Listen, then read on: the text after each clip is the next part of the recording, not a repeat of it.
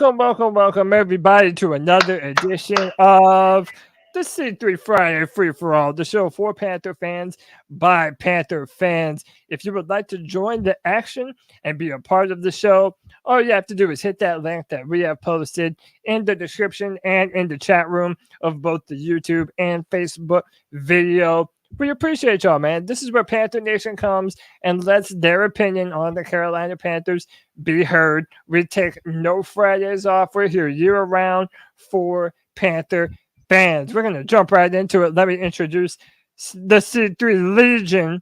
We are Legion, and we are strong, and we appreciate every single one of y'all for being here. First up, my brother from another mother. He always gets the first intro because he's always here with bells on. You know him, you love him. He might tell you to shut the hell up. It's Panther Pickle. Pickle, what's up, dude? Hey, guys, guess what? Today... Brain fart? Oh, yeah. Okay, that's good. I had it. All right. Anyhow. Start over, Pickle. Today is the day. Today's Friday. Keep pounding. And if you don't like it, shut the hell up. Short, sweet, and to the point. Just like we like our Panther Pickle. All right, next up, you know him and love him. This man waves the flag high and shiny for the C3 Panther Nation. Man, it's my man, the brand ambassador, Don Diesel Skills. Brother, what's up, dude? Man, not much. Excited to be here with all my friends on the Friday Free for All, and that doesn't include Christian Hunt, first of all. But give him a follow on Twitter or X, if you would, please, at Christian Hunt. To start off things, I wanted to wish a good friend of the C3 Panthers podcast and the C3 Legion, Jake the Snake, happy birthday, brother. I hope you're having a great time. It's good to see you down there in the chat, and we need a for Jake. Just a great friend to have. And along with that, we got some other things going on within C3 and the C3 Legion. We've got Wayne and his significant other, Shayna, going through a hard time right now. I'm not going to go into all the details I did last night. You can listen to the spaces last night. It's right there at the beginning if you want to delve into that. I'm not going to do that to start off the show tonight, but just asking for some prayers for Wayne and Shayna, if you would, please, from C3. Big old shout out to both those people. Let's get this show on the road, Cody. Yes, sir, man. Prayers up to you, people. Prayers up for him. And happy birthday to our brother, Jake the Snake, man. We appreciate you. Hey, have a cold one on us, man. We appreciate you, bro. Next up, I'm going in no particular order here, so y'all don't think I'm playing favorites. Let me go to my guy, JJ, in the building, the man of many jerseys, Ohio State fan extraordinaire. JJ, what it is, bro? C3 super fan extraordinaire. Yes, sir. I'm here on the Friday Free for All. Under the weather. I missed a few spaces this week, man. But, man, the grind still continues. I cannot miss out on these Friday Free for All, specifically my C3 family, man. Get up here, Panther fans. We all love your interactions. We love making friends up here, man. I promise y'all they happen more often and they're funnier and better than y'all realize, man. I every day, especially here recently, since I've been so absent every now and then, you just really realize how close you are with the people up here and you talk to them so often. So I appreciate everyone up here ready for a great convo free for all. I hope everyone enjoys the weekend afterwards. Yes, sir, man. Hey, it's a Friday. People are getting off of work, chilling for the weekend, man. We appreciate that y'all spend y'all time here with us on the show and in the chat room, man. We appreciate y'all. Absolutely. Next up, my man cammed up today, so I appreciate the hustle. He's been on just about every Friday Free for All the past few weeks in a row. It's my guy, Christian Hunt. Christian, what's up, dude? Not much, gentlemen. I'm just excited for the weekend. Kick it off with speaking about Panther football with like-minded fans. So I guess I'm gonna have to pick up my shit-talking game though. Deez has been coming at me. I love it. I think it's blindsided me, but trust me, you don't want to open a can of worms you can't close. I mean, hey, you're the new guy, you know. You have to go through your initiations, you know. Yeah. So it's all right. He means well. I appreciate having you, man. Yeah, man. Pickle G baby. Everybody's turns. Happy. It'll be all right. Next up, Be Good back on the free for all. What's going on, everybody? Chilling, man. How you doing? Man, I've been on my troll game for these last couple of days. So if I offended anybody, I'm sorry about that. I usually try to stay cool headed, but I think one guy, I ain't gonna say particularly, he got a little heated with me. So Bro, it's all right. Hey, it's a free for all, man. If we're not getting a little bit heated on the free for all, we're probably not doing the shit right. So we're gonna it's be a all right. difference. It's a difference between me trolling and acting ignorant. You know what I'm saying? I don't need to be Whatever, ignorant. man. Hey, you're cool with me, man. As long as everybody's staying respectful, man, we'll let everybody say whatever the hell they want to. But really appreciate y'all. Thanks for jumping on to the show, and we appreciate y'all. Let's jump right into it. We're gonna do a mock draft a little bit later, so stick around for that. That's gonna be one hell of a good time. But I want to go through just some of the options. I feel like everybody's talking about wide receiver at pick 33. And we might be picking in the first round if we're able to trade Brian Burns or not. But I wanted to ask, do you feel like the most pressing position to be filled at 33 is a wide receiver? If it's not, tell me what it is and tell me why it is. Who wants to go first? I can go first if you don't mind. Go ahead, man. Go ahead. You said, why it needs to be a wide receiver or just any position? Well, no. Do you believe that it should be another position at pick 33 other than wide receiver? Oh, okay. My fault. And if so, what position and why? I honestly believe we should try to get a guard first. I mean, I always been that type, build the interior first, then set up, get your outside weapons. But looking at this whole roster that we got, you can't go wrong either way now. We got a whole bunch of holes, you know what I'm saying? And it's not gonna be like a 1 or 2 year fix. So anybody's guess is as good as mine. So okay. So if we pick a linebacker or an offensive lineman at 33 and Xavier Worthy or Keon Coleman are sitting there for the taking, you're not upset if they pass one up? You said a guard. You said a guard. Or just an old lineman, man. Like if we drafted a linebacker. I say guard. I prefer guard, to be honest. That's what I'm saying. I would prefer them picking up a guard first. That's my answer. Honestly, I've started to. I agree with him. Honestly, I started to real. I can't remember what it was, but there was something that said all the best offensive lines in football, they all got that interior on lockdown for real. You think of the Chiefs, their tackles were the weakest part of their O line. Same with a lot of other teams. It's usually their tackles are the weakest part because they protect what's in front. And, especially for Bryce Young, who's 5'10", I think that's more important. We get guys who can protect up front, move the D line up front. That's your run game. The interior is the source of your run game. Yeah, I honestly think, that might be more important than a wide receiver at 33. Okay. Yeah, a lot of good points. I mean, I think you can make a point for a bunch of different positions at this point. I know Pickle said center. But how about this? Is there anyone that thinks that it has to be a wide receiver? Or are you just like not in with the hype? It doesn't even have to be that position. If it's Coleman, I'll take him. Coleman's that one. Say Coleman. Yeah. Go ahead, bro. I'm sorry. No. I just said Coleman. Okay. I say Coleman or Mitchell. Because they both got like a good catch radius and can make plays. Adonai Mitchell. And remember, Adonai ran like a 4.3. He ran a 4.32. Yeah, man. Yeah, he's got real quick feet, so he can make a. He reminds me of OBJ. You know what I'm talking about when he does his like slant or out routes. He can make it. He can completely lose the defender. I like quick feet wide receiver and who can catch with their hands.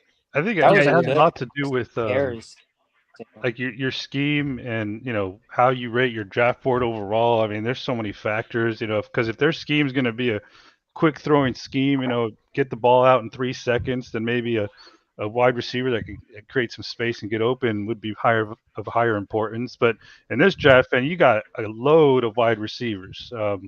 There's a lot of them, and there's a lot of ones that I think we'd all be excited about. So I'm all for offensive line. I think that improves the running game, quarterback play, the wide receivers. And if you can get lucky and an offensive tackle falls to pick number 33, and if they're open to it, move Icky inside, you kind of in essence could improve two positions along the offensive line.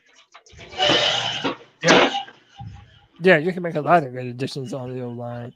And by the way, if you're not talking, mute your microphone so that way you're not giving all types of background noise. Go ahead, Deez. Yeah, I was just going to say I agree with what Christian said right there. If a tackle's fallen out of that first round, if he's slated for 20, 25 around that pick and he's available at 33, I think you have to take him. I think you make him like the swing tackle probably this year, or if Icky really struggles, then he starts at left guard and then Icky moves inside. There's all kinds of scenarios, but we have to solve that Taylor Moton issue. And kicking the can is not what this team said they wanted to do with him. So restructuring him again for the third time or extending him again until he's 35 years old, I just don't see those scenarios. And if you get a tackle to fall, then go ahead and take him now because we're going to take our lumps anyway. So go ahead and bring that tackle in and let him learn and start growing so he's ready for 2025. I agree with that take from Christian. But as far as what I would do at 33, it just depends, right? It depends on the draft board. If you got somebody that's slated kind of high, then you go BPA. You take them, you get the best player, and you put them on this team. It doesn't matter if it's a cornerback like Wiggins, like Jake was pointing out in the chat, or somebody else. Those are all viable if it's a slider, if it's a guy sliding out of the first round. Other than that, I do like all the interior positions, like Bigo was saying, and I don't think it necessarily has to be a wide receiver. But me personally, if no sliders were there, nobody fell more than 3 spots or something like that of what you assume they would, I trade back. Just grab another pick. And then let's get a few more in that late second, early third. I think that's a sweet spot for the Panthers. We can turn late seconds and early thirds into starters if we play our cards right and coach them up, Cody. Yeah, I think so too. And by the way, I wanted to give a shout out real quick to the girl Nettles. Earlier today, I did a debate on some Game of Thrones, the Song of Ice and Fire stuff. We debated Rhaenyra Targaryen versus Daenerys Targaryen. It was a great time. It was a fun time. Check out the girl Nettles on YouTube and check out her content, man. I appreciate her for letting me stop by and come and stop by in the chat room and say hello. We appreciate it. I hear you, Deez, and I feel like BPA is kind of feeling like what most fans want right now. At least I don't feel like too many people are saying it has to be a wide receiver or bust, But yeah, hey, let me welcome some more people into the chat. I got my man C3 Cole in the building. Happy to have you, bro. What's up, dude? Happy Friday, Cody. Thank you for having us as always. How you doing, my man? Yeah, man, I'm doing awesome. I appreciate you, brother. What are you feeling about pick 33? Does it have to be a wide receiver? And if not, who you picking? 99 times out of 100, Cody, I would say you do not have to pick a wide receiver, but because of what you did last year, I feel like we absolutely have to. We made that bed with Bryce Young. Now we have to lay in it and surround him with weapons and try to maximize and find out if he is the person and quarterback we thought he was going to be. Okay. So on a scale of 1 to 10, right? Like, let's say it's at 33, and we pick your boy. Let's say we pick Peyton Wilson, but meanwhile, you do have an Adonai Wilson there available to draft, or an Xavier Worthy, or a Keon Coleman. Are you going to be real upset at that? No, because if it's Peyton, then I know that down the line, that's going to be the quarterback of our defense 3 to 5 years down the road. He's probably the only exception I'd be willing to make for that. Okay. Or maybe I should have said another position. Yeah, if you would have been anywhere else, I would have stuck with my I know. I made you choose between your fandom, so I knew you'd be happy about that no matter what. But all right, let's say again, Nate Wiggins. There's no way that Nate Wiggins would fall to 33. In my opinion, he's the best player. Like, of those players that we're talking about, I believe he's a shutdown corner. He's the best player available, in my opinion. But I don't know. So if we picked him over Xavier Worthy type of player, how would you feel about that? The quarterback's probably going to be the better player, but I'm going to stick to my guns with what I just said because of what they gave up and what they did to get Bryce Young. Like, you are strapped to him. You have to go ahead and try to get him some weapons, and I feel like that's a lot more urgent than people are realizing. They need to do it now. That's a good ass point, man. I mean, you spent so much to move up for Bryce. We have to put something around him. Let me welcome my man Alex, A14 Panthers, holding it down on the left coast. Alex, what's up, boy? Hey, what's up, Cody? Happy Friday, and thanks again for setting all this up. Yeah, man. Yeah, I mean, I'm gonna agree with D's on this. I mean, we have so many holes to fill in Carolina that, like, I'm taking best player available. Honestly, yes, the offensive line I think is our weakness, and just one of those things where it's like, if we got a wide receiver, is that really going to help Bryce? I mean, if we're going to really, he's going to need time in the pocket. As we see, like when he doesn't have any time in the pocket, has a tough time, creating and then finding a guy. And it's just, to me, building in the trenches, giving him time. He's a guy that, like, to me, like how Drew Brees was, where if he has some time in that pocket, he's going to get the ball off and he's going to be accurate and he's going to get the ball to the right guy. Yeah. Okay. All right. I mean, that's a good answer as any I've heard. Pickle, you've been awfully quiet, man. You're gonna jump in on this? I think that I would go for an interior lineman. I prefer a center. A lot of people talk about guards. I prefer a center. There's a few centers out there. You got a kid from West Virginia. You got Jackson Powers Johnson from Oregon. I don't think Jackson Powers Johnson is going to be there, but I do like both of them. Those are my top two centers.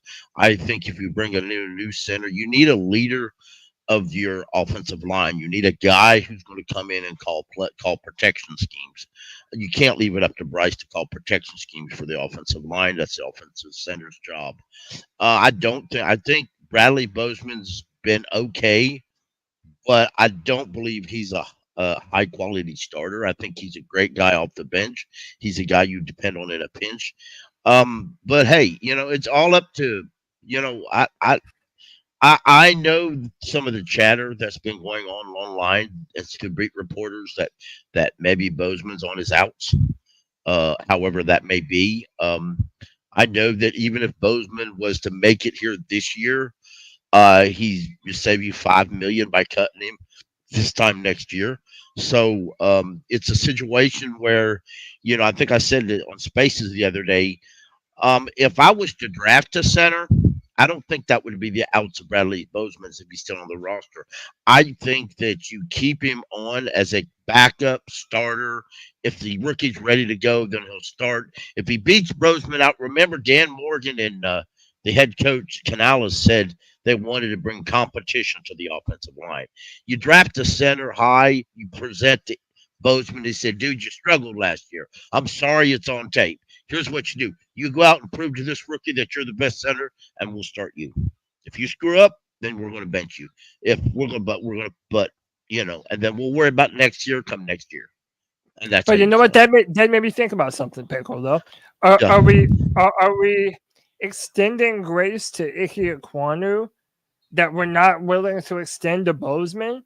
Because all the rumors is that we're going to run a similar, at least in the type of running scheme that we use, it's going to be similar to what we were doing last year when Bozeman and Ike struggled, and that because Ike is a rookie and he was drafted, 2 years ago, this would be his third year. A lot of fans are like, okay, well, even though last year was bad for Ike, maybe he can turn it on at left tackle. And yet we're kind of not doing the same thing for Bradley Bozeman, even though he was also good in his first year in Carolina. So are we kind of being, and this is for everyone, by the way, not just Pickle, but are we kind of being hypocritical? Yeah, go ahead, Pick. Yes, we are. But Bradley Bozeman is 29 years old. He'll be 30 before the season starts. Ike was drafted in the first round, and Bradley Bozeman was brought in on a free agency. Such is life in the NFL. When you sign that contract as a player, that's what you're signing that contract for. That's why you get $1 million.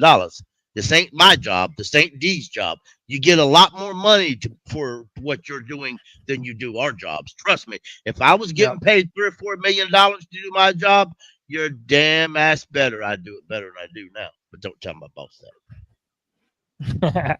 All right. Hey, let me welcome some more people in here. First up, I got my man Anthony in the building. Ant, what's up, dude? What's going on, boys? How y'all doing? Chilling on a Friday, brother. You already know. Yes, sir. If you want my thoughts on this situation, yeah. So not really, but you're gonna offer it anyway, right? Oh, come on, Pickle. Yeah. Shut the hell up. In all seriousness, man. Listen, Yeah. Cody, what you just brought up. I don't know if we're gonna run the same system as last year, because the way Canales was phrasing it, it sounds like the system is gonna be whatever the players are good at. So if if there's a majority of a system that, like, okay, that Icky and Corbett and Moten and for the guys under contract are good at, then if we're looking at a Boseman replacement, it's most likely going to be someone that does what Boseman did well in 2022, but better. So I think we're going to be pounding the football. I think we're going to see. He talks all about play action opportunities. Well, you can't run play action most of the time successfully unless you're under center, and that linebackers bite on the fake handoff and this and that. So, in my opinion, I think we're going to go out after a center like Mitch Morse, who has been acquired, who was drafted by Brant Tillis and that company, and also acquired when Dan Morgan was in office, because that's a guy who's an all-around guy and does multiple things at his position. And I agree with Pickle. I think Bozeman's best suited as a bench player now. We just paid him too much money, and what have we seen over these past with these contracts we've given out? When these players underperform, they still get chances on the field because of the money we paid them. Well, I guarantee Dan doesn't care about that anymore. That's why Hayden Hurst was cut. That's why Miles Sanders probably isn't going to see a lot of playing time this season. So those are my thoughts on that situation. Dude, that's a great point that you just made, and something that I feel we haven't even considered that much, right? Icky and Bozeman, they were better in that run-happy offense, and you have Dave Canales basically coming out and verbatim saying, we are going to pound the football. I mean, we are going to be, to the point of being stubborn in our insistence upon running the football. My thing says that maybe we shouldn't be so quick to jump on a center like Pickle was advocating for. Shut the fuck up. It's too early. But moving for a center, maybe it might be a little premature, and maybe Bradley will be able to kind of vindicate himself, kind of like we're hoping Icky's going to be able to do. Hey, real quick, let me welcome my man Chuck into the Friday free for all. Chuck, what's up, dude? Big Chuck, you there?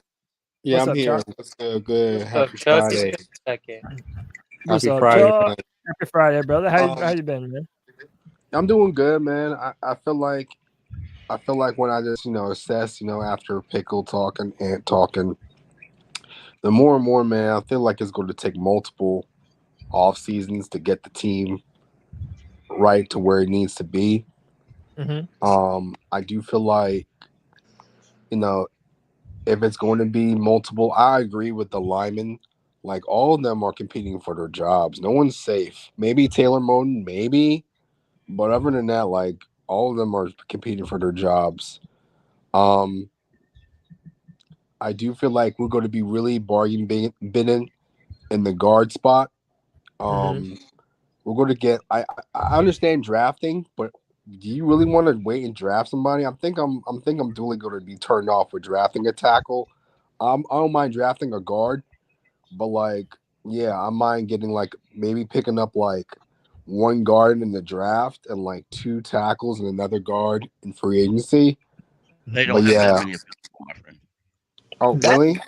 Yeah, I agree. I understand exactly what you're saying, a free agent can kind of start right away. I understand 100% what you're talking about. But if you go and look at the free agent classes, they're not. You're talking about guys over 30 or Nah, guys. I don't want guys For over 30. example, that guy that I like pretty well that's from New England that I can't say his name. He started this year. His best year in the NFL so far was this past year. He started all the games. First time in his career, he's 26 that he started all the whole year games. Why was he And let he go? played right tackle. The guy He's I had want. big injuries. He's had knee injuries. He's riddled with injuries. I like him. If they target him, that's great. But I'm going to cross my fingers on them injuries. Oh, you're talking about Awanu. Dude, he is such a Yeah. great player when he plays, though, man. So Exactly. That's what I say. He is, but he is injured a lot. But that's what I say. Yeah. You're looking at either guys that are injured a lot, or you're looking at old guys who are good, basically going to be almost out in a couple years. Let me ask a question. Then, because if that's the case, Pickle, Ant, are you okay with basically the Panthers like saying, okay, let's get Calvin Ridley, let's get another receiver in the free agency, and with this draft, like 2 guards and 1 tackle? Are you guys okay with that, or would you not be? Yes. You're okay Chuck, with that. that's why I wanted to trade Burns. Hold on, Deez. I'll let you go. This is why I wanted to trade Burns. Not even just that we would draft a receiver, but we could have also drafted a top offensive lineman with that pick. And I think that would have been a huge help for Bryce Young just as much as a receiver would. But go ahead, Deez. That was Be Good. Go ahead, Be Good. Hey, bro, to answer your question, hey, we fucked either way. This is gonna be a long process. Like Pickle said, usually when they let go of a lineman, it's like I said, they over the hill or they injury prone. Right now, like I said, we just got to build through the draft. Maybe we can get a lower tier type of like say wide receiver, like a Hollywood Brown or something like that. But like I said, when I say we got so many holes, it's on offense and defense. It's on defensive side of the ball. It might just be So offensive. it's just gonna be. I'm just saying it's gonna be a process with this team. So could you guys imagine? If it's going to be a process, then offensive line. Then if you build through the trenches, your team's gonna be good, man. If you build through the trenches, so like, to be honest with you, man, if you, I know this draft for the wide receivers is really, really good, but if they draft 1 receiver, get Calvin Ridley, and then the rest of it's guard and offensive lineman, I'm cool with that. But can you guys picture and imagine like what the offensive line could look like if an offensive, pass protector, tackle, left tackle falls at 33? What it would look like with Icky at left guard and this guy at left tackle. They're not moving Icky to guard. That's what they said. That's what they said. But no, they never said that. They're not moving Icky to guard. I know he was trash. I know. No, I'm saying that's what the words that they said was that they weren't going to. But I'm just saying, like, imagine if someone falls to them. So you're going to put a rookie left tackle,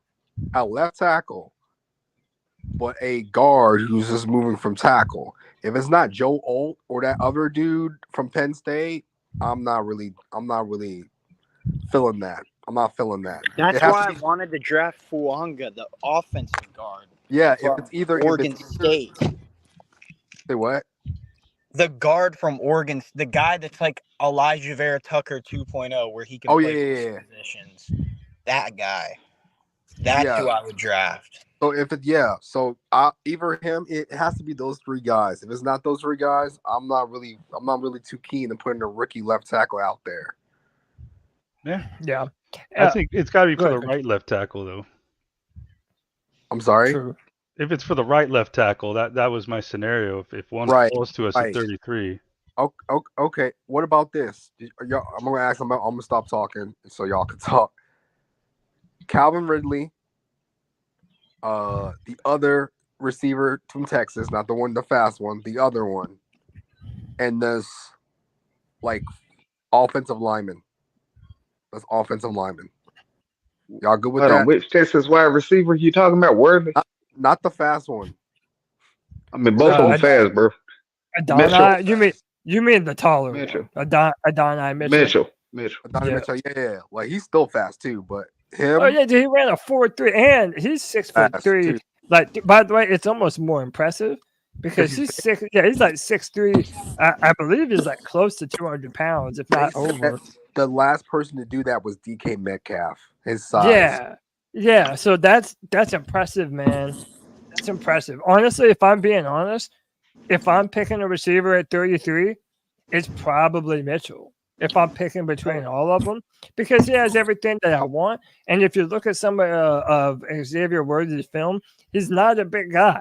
So they'll throw like a bubble screen to him, and he'll get stopped behind the line of scrimmage just because he has such a weight disadvantage on linebackers and even other corners. Right, because I mean, come on, this is football. Injuries can concern, man, and I don't feel like Xavier Worthy. He can catch it, but man, is he going to stay on the field? Yeah. Like, is he going to stay on the field for 18 games, man? I don't know. I mean, most wide receivers don't really play 18, though. We saw what happened with Tank Dell. Same height, same size. He was out for the last 6 weeks of the season. And yes, D'Angelo, I would take Adonai over Keon Coleman. Give me the speed. Give me the upside, bro. I want that speed, man. What 40 did Keon Coleman run? He ran a 4.64. Getting he played faster on the field, though. Right, and that's what everybody says. That when you look at the film, he plays a lot faster than he does running a 40. And you know the drill where they run from sideline to sideline, catching the ball and shit.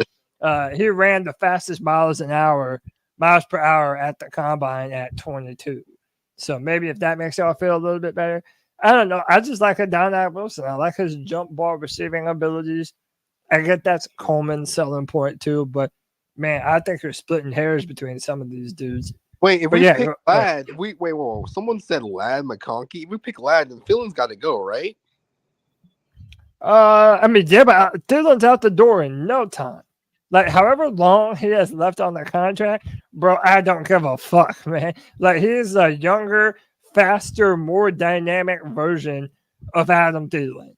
You know what I'm saying? I'm not about to complain at that. And he ran like a 4.4, damn near a 4.3. Or did he run a 4.3? Didn't he run a 4.3? He ran a 4.3, but he kind of plays slow, though. You know what I mean? It's a difference between this running straight line and, doing cuts and stuff like that. I saw him torching defensive backs in the SEC, bro. That's got to stand for something. That don't really mean nothing like that, man. Last year, people were saying Puka Nacua. And you know what I'm saying? Like, what I'm saying before, man, you don't know, like people just gonna come out, wide receivers just burst, and you don't know. It's not that. I just said when it comes to his ability, they already say like when he plays, like he has trouble, like when it comes to deep balls and stuff. I think the best wide receiver, to be honest, in the draft is Ricky Parcells, because when you watch him play, he has excellent hands, got good cuts. I think he's a young Cooper Kupp. You know what I mean? You just gotta keep working. Is that the dude from Florida? Yeah. Is that the dude that was dropping the ball? Yeah, Florida. Anthony Richardson was throwing the ball last year, the year before. I mean, even though he has excellent hands, he does everything well. That's like Cooper Kupp when he came out in the draft. They really couldn't say what his weaknesses was, so they just, you know what I mean? He just dropped. I think he's one of those guys where once he gets picked up and when they could do the draft over several years, he'll been really one of those top guys. That's all I'm saying. Okay. And by the way, right about that Ladd McConkey guy. I watched a few more videos on him, and I was actually impressed. I was like, he's legit, right? He's legit. He's a dog. Yeah, he's not going the first round, but he's going like fourth. They got him going fourth. Did you say he's a dog? Oh shit. He's not going fourth. They say in the mock draft they got him going like fourth round, bro. Third or fourth round. Nah, there's no way Ladd McConkey falls. No way. No, I was talking about Parcells. Parcells. Oh, Parcells, yeah. Oh, okay. Now that makes sense. I was about to say Ladd McConkey day 3. We better pick his ass up. Yeah. So They had a pick mock. one of the pick Actually, one. in day 3, I want to They get Jermaine Burke, they had the a wide mock receiver Bryce played with 33. in college. The website 33 plus, which is a lot of NFL reporters and stuff going on. They had Lad McConkey going to pick 33 to us today. They did a 2-round mock draft. They All had right. him going to us at 33. Pick one receiver. One of the 2 Texas receivers or Lion McConkey. Choose a Mitchell. I'm telling y'all, that pick is just going to be whoever they prioritize because there's so many holes that they just got to make a list of holes they got to fill this season to at least get the offense to an average level. Yeah, there's so many That's holes. what I said earlier. I like, bro, we got holes on each side of the ball. It's gonna take, you know what I'm saying, a process. So might as well draft a receiver and just do offensive line. Because if you got so many holes, like we not winning the division next year. So it's like Yeah, but I'm saying, you but you might as gotta well bring build to the the team up trenches. right. You always gotta build the team up right when it comes there to it. I'd rather go inside and out. And that goes for offense and defense. Build up your trenches first. Yes, I'm tired of having I such mean, a lot of people line. forget before they even got Mahomes and Alex Smith. At one point, the Chiefs actually had like a Pro Bowl offensive line. They built the trenches up first. You know what I'm saying? And they kept on And the rest adding is it. history. And once they lost the Super Bowl to Tampa Bay, what else they did? They added pieces. Well, No, I'm just saying right now they're doing good, but I'm just saying it's a process. That's all I'm saying. They just had a process. That's all. Their offensive line this year, the tackles were ass, but the interior was good. So that shows that the interior offensive line means a lot nowadays because you got D tackles who can come out here and legit get 13, 15 sacks. It's crazy. Oh, It used to be that your left tackle was great. Nowadays. The way defensive coordinators scheme up these blitzes. They get their defensive ends up the middle. Like you got pressure from everywhere, but Bryce Young's 5'10". You got to protect his vision right in front of him. He can make the man coming off the edge miss. He can improvise if you give him a little bit of time in the pocket, But we got to protect his pocket, where he's seeing at. Absolutely. Hey, I want to move the discussion to this. Everyone is reporting. I say everyone, but most of the respected beat reporters are talking like we are going to upgrade the center position in free agency.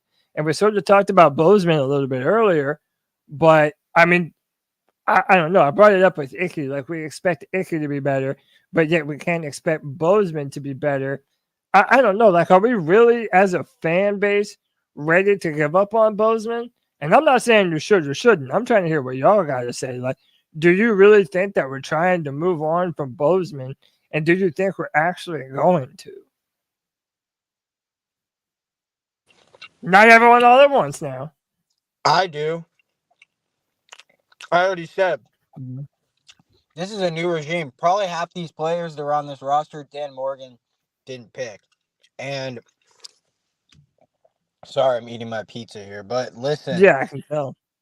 I mean, hey, pineapple. Listen, I'll go. Okay, I'll go in. Oh, are you one of those fucks? You monster! You're I ought to drop you off this hell no. Y'all get off Anthony's back. Get off Anthony's back. No, Anthony, listen, you're a real it's the G. Joe Rogan special. You damn right. Okay, You put I that was listening pineapple to on. his Cody, podcast. you need to reconsider everybody. Reconsider everybody, Cody. I will not have pineapple slander on this show. I'll drop all of belongs your on a fucking tree, Pickle. If you don't like it, you ain't an American. Exactly. Oh, well, I guess I'm not This an shit American. slaps, bro. This shit slaps. Anyways, okay. You damn right I do, Anthony. Yes, sir, JJ. I got y'all you. nasty. Y'all should be ashamed of yourselves. Real talk. I got your back, Cody. That shit is disgusting. You're disrespecting pineapple and you're disrespecting Joe Rogan at the same Bro, time. pineapple has like noodles in it and shit, bro. It's not even fun to eat. Oh my god, they don't put that part of the pineapple on the pizza. Oh, whatever, man. That shit fucking. Whatever, man. Talk about the Panthers. Okay, Good Lord. this is my opinion. I know whoever was said I don't want a 30-year-old center, and that's fine. But Mike K, he said it could be addressed in the draft or free agency. If you read his article, excuse me. So I don't know that it 100% means we're going free agency. That's kind of why we've been doing these mock drafts, and Pickle's been taking Jackson Powers Johnson from that one team because that's a possibility. Like, I wouldn't be centers go in the first round all the time. So that's a possibility. Right when the Chiefs drafted Creed the year after the Super Bowl loss, I mean, look at the difference he made for their offensive line. So if we draft one, I won't be upset. But I seriously know that Mitch Morris is 31. I get it. But this dude has had like 5 straight Pro Bowl seasons. He's a great player. If we could bring him in, I would be happy with that. So do we save any money if we cut Bozeman? Pickle, you know that off the top of your head? No, if we cut Bozeman this year, we will be like $3 million in the hole. Yeah, see, I don't think anyone. If we keep Bozeman until next year, till this time next year, we'll be $5 million to the good. Bozeman's a good guy. If Bozeman lost, listen, when we brought Bozeman here, people wanted him to start. Pat, quote and unquote, Pat Elflein beat him in camp. We all know how that story was. But Bozeman didn't throw a fit. He didn't demand his release. He took it and said, okay, and he was the best backup we could have till his time was right. And he took the job back. Okay? I'm not saying Bozeman's a bad guy. I'm not even saying we cut him. I'm saying that's my opinion, to draft a center would be better than signing one in free agency. You draft a guy and you get to keep Bozeman here. But at the same time, I think if you sign a center in free agency, as long as you told Bradley Bozeman that he could still compete for the job, I think it'd be I think it'd be all right playing backup for a year. If it really went to that. Okay. Well, I don't want to cut him because how many times have our offensive linemen get injured and we're like, oh, this second unit is terrible. Exactly. Like, I agree. Why all you the draft time. his replacement? Like, at least he could be serviceable for us. You draft his replacement, and then when it's his time to come, he comes up and he shows up. You know, I'm sure he can learn a few things in the meantime. He's on the bench, and what it's like to be a pro. And then, you know, we got to start developing guys. You know, these players that we like, Taylor Moton. I agreed with Deez when Deez said get a tackle because the whole Taylor Moton situation. You got to find his replacement, especially in the trenches, which everybody up here has mentioned before. We need to establish the trenches, most importantly, offensively and defensively. But in order to keep those guys, we're not always going to be able to sign them all at once or sign them year after year. We're going to have to replace them every now and then, and we got to get good at that. So the few good players we do have now, we should start. If we're not going to keep them, we should start looking for the replacement so they can learn a few things before the others go. That's yes, right. sir. Hey, by the way, to be good, it's the link to join is pinned at the top of the chat, but I just posted it one more time. Hey, man, let me welcome in my friend, my bro, Twan Don, the bad guy. Twan, what's up, dude? Long time no see, brother. What's up, guys? How y'all feeling, man? Friday, Chilling, happy Friday, and all of that. Hey, Twan Don, give me your opinion on Bradley Bozeman. Everybody's saying that we're trying to upgrade via free agency, but I don't know. Are we being too fast to sell on Bradley, or is he just some ass juice, bro? Everybody doing too much. Front office, fans, everybody doing too much. We're in a panic state, you know, and there's no real answer to all of this except building, you know. I don't know if people didn't know, but I interviewed Bradley Bozeman last year. I do. I remember that. I remember it. Yeah, that was a great interview. And he's a great guy, man. And if they replace him, he's gonna be super pissed. Yeah, we did a charity drive for him last year too. Yeah, y'all did that fundraiser for him and Nikki. Yeah, man. Him and his wife Nikki Boseman. That's So what I'm shout out to saying. Like Nikki. it's She's almost cool. a little bit too much for me. Like everybody's willing to give Icky another chance because he's younger. But Boseman was a good running the football the year before. So it's like, why are we? I understand Bozeman's 29 and he's older, but I just feel like we're giving one player a chance and not the other one. And both of them were terrible last year. Welcome to how fans think. You know what I'm saying? But Yeah, man. Bozeman, I think Bozeman would be extremely pissed. He just bought that house last year. Because I interviewed him from his house, and that's around the time when he had just had his newborn, not the second one. Nick, and his wife was there too, off to the side, and they were just talking about how much they loved it in North Carolina, and like how that they just bought that house and how they wanted to spend out the rest of their life here. I know that the NFL is a business, so at any moment you could be actually lifted up. So I don't know if she would stick around and stay here while he went to another team or something. I saw Bozeman get pushed around a lot last year. Like he was in the backfield constantly, but it was a bad year. I saw what he did the other years, and it's just like I'm not easy, and I may be speaking as a player when I say this, to cut players when I know these people got so much more in them. Certain players, not all of them.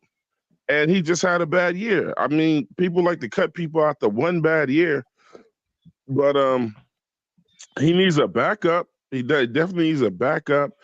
I don't think you should replace the dude right now, but he did spend a lot of time on his butt, but that could be attributed to a lot of other stuff, bro. A lot of people try to come out the Bryce up the hole, and he can't block every damn body. So I know what Bryce is to blame on that. I don't want to get into that, but most of those damn blitzers are coming right up the middle. Yeah. No, I wanted to take a minute. We have 82 viewers on YouTube, and between my channel and Tony's Cat Chronicle channel, we have about 100 viewers on Twitter, man, on X. We appreciate y'all for hanging out. And to show our gratitude, we want to give y'all a deal from our sponsors over at FanDuel Sports, baby. We appreciate FanDuel for sponsoring the C3 Panthers podcast. Listen, boys, North Carolina sports betting is right around the corner. To get you ready, FanDuel is offering the best sign-up offer for new users. All you have to do is register for FanDuel using our sign-up link, and you receive $100 in bonus bets on launch day. No deposit required. Once betting goes live, you can deposit a minimum of $10 and bet at least $5 to instantly receive $200 in bonus bets. The best part is that you can get all your rewards, even if your first bet loses. The link is launch30, and you can find that in the description. But bro, we have a handy dandy QR code right on the screen right now. Scan that onto your phone, and bro, it gets you some free bet, or it gets you some bets, man. The $100 bonus bets for signing up will not be available once sports betting officially goes live in North Carolina. So make sure you take advantage now. Our code is launch300, LAUNCH 300, to claim your bonus bets. The offer is available for new customers who are 21 plus and physically present in North Carolina. Please always remember, gamble responsibly. If you have a problem, call 877-718-5543. We appreciate y'all, and we appreciate FanDuel for sponsoring the show, man. Let me move all the comments so everyone can scan that to your phone. We appreciate FanDuel, man, for sponsoring the pod. And if you want to support us, support our sponsors, man. They help us out tremendously, man. FanDuel, we appreciate them. So Cody, so if I scan that code, it'll take me to the link to sign up. To our offer. Okay, cool. All right, bet. I got you guys. I'll do it. Yes, sir. I'm gonna leave that up. I'm gonna leave that up for a little while. For those of y'all who want to scan that to your phone, that's our little promo link. So we appreciate y'all, man. FanDuel, man, that's big shit. Cute. Oh man, Cody. Yeah, man. Absolutely. Yeah, go ahead, man. Look, Could I man. ask a question? Oh, I my see Yeah, fault. go ahead. Terry Ross put in the chat. He was trying to get at me. He was like, "Yeah, Twan." He said, "So people attacking rookie quarterbacks after just 1 year." I'm not gonna go deep into that because I know that's not the subject we're talking about last night. But listen, I just want to reiterate something I was saying. Like when I say after 1 year, meaning somebody who is shown to be a really good player for a couple of years and then they have a fall off. And then, like that, not coming out the gate garbage. That's the clear up, right? Well, he was What? nitpicking. Let's be real. Hey, but hey, let What me up, Be Good? apologize to you, bro. You know what I mean? Yeah, be good. I don't really act like how I was acting the other day. So, you know what I mean? I just want to apologize and stuff if you felt, you know what I'm saying? I was just trying to be a troll the other day. So I'll just leave it there. You talking You to me? apologizing to Twan? Yeah, Twan and them, like, you know what I mean? I didn't know you did anything wrong. Yeah, I don't know if Oh, anybody. I was you agreeing compared with me you. to a dude. I heard. I said you was comparing me to a dude. You know what I mean? That you had on your show. I don't want y'all to think I act like that. You know what I'm saying? Oh no. Yeah. So let's just leave it there. You get what I'm saying? Yeah. I was just trying I ain't to mean it be like like that. that. Yeah. I was Well, saying we he got the good. We energy. I good. said him and C-Dog got the same energy. I was acting you like ain't you the C-Dog, other bro. day. Just trying to No, get you people ain't hyped C-Dog. up. You know what I'm saying? Nah, you ain't I was just C-Dog. trying to get people hyped up, though. You know what I'm saying? I'm more cool, man. C3 You know what I'm Panthers saying? No, you good. podcast where we settle beef. Yep, Nah, man, man. I like Be Good. I've been telling Be Good that for a minute. I like that Yeah, but he doesn't agree with everybody. I like that.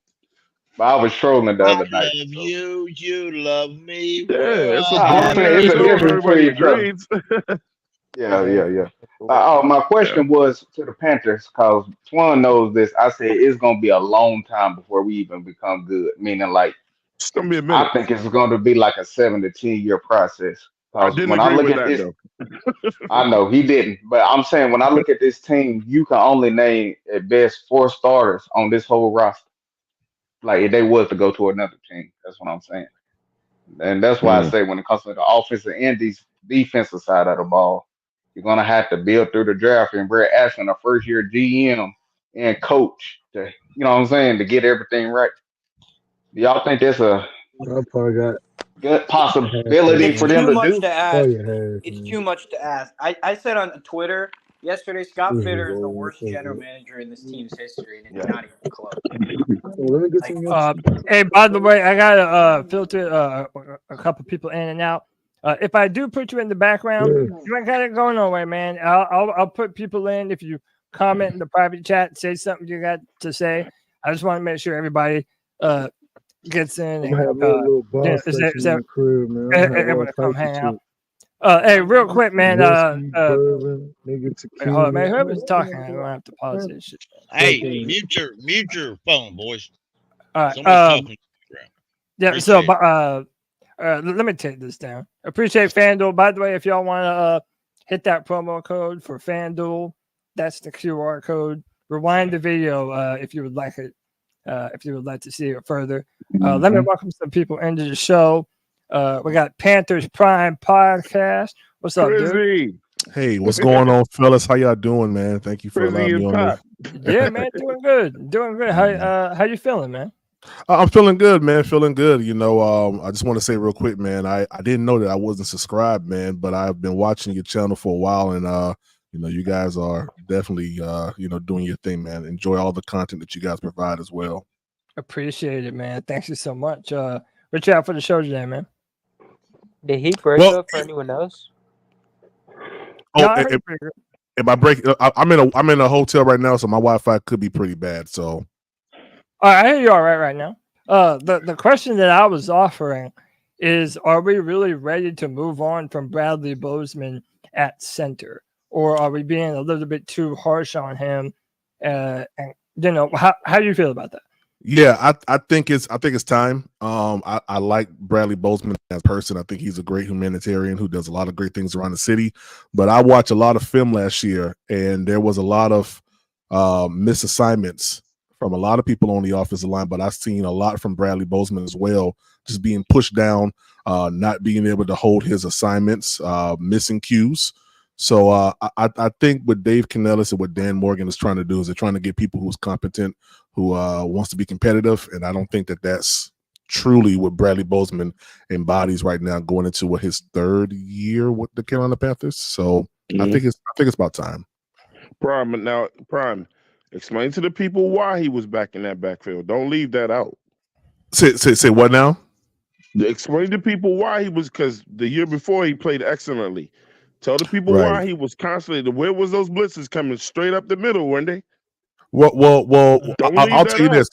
Well, I'll tell you this. And here's the thing: it's not only that situation. I watched the Miami game last night, in which the Panthers were almost like in a 12 personnel situation, and a four man rush got through. And where did it get through at? It got through because they did a stunt. And they couldn't pick up the stunt. Now you got a tight end and you got all the other linemen there, and they still allow pressure to get to Bryce. That's an issue, and that's something that just cannot continue to keep happening. So I think that's 6 more than 4.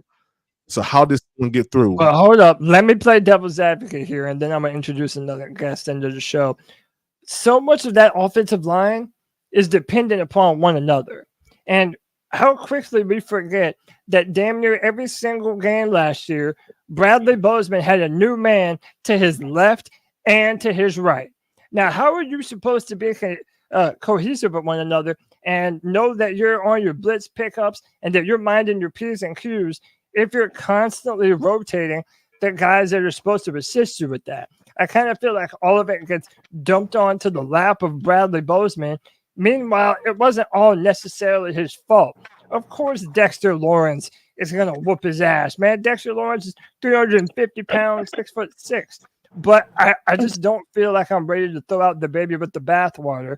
No. When it comes to Bozeman, due to the inconsistency of the guard play last year. No one's saying throw him out. That's called context, Cody. That's called context. Thank you. I agree, Cody, on that. Real quick, what I'm personally saying, I don't want him cut. I don't think this means he has to be cut. What we're debating here, in my opinion at least, is if he should move to the bench as like the backup guy. And you just brought it up, Cody. If he's going to get his ass whooped by Dexter Lawrence and these top-end guys, then maybe he's just not good enough for that position. Now, we've seen him play good when the scheme is good.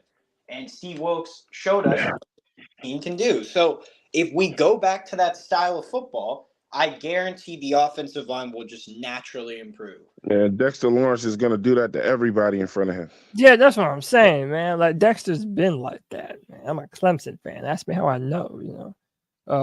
But, yeah, I mean, I don't know. Like, to me, it's just sort of unfair. But at the same time, if you're going to upgrade for the future, I don't necessarily mind that either if you don't have long-term plans for Bradley Bozeman.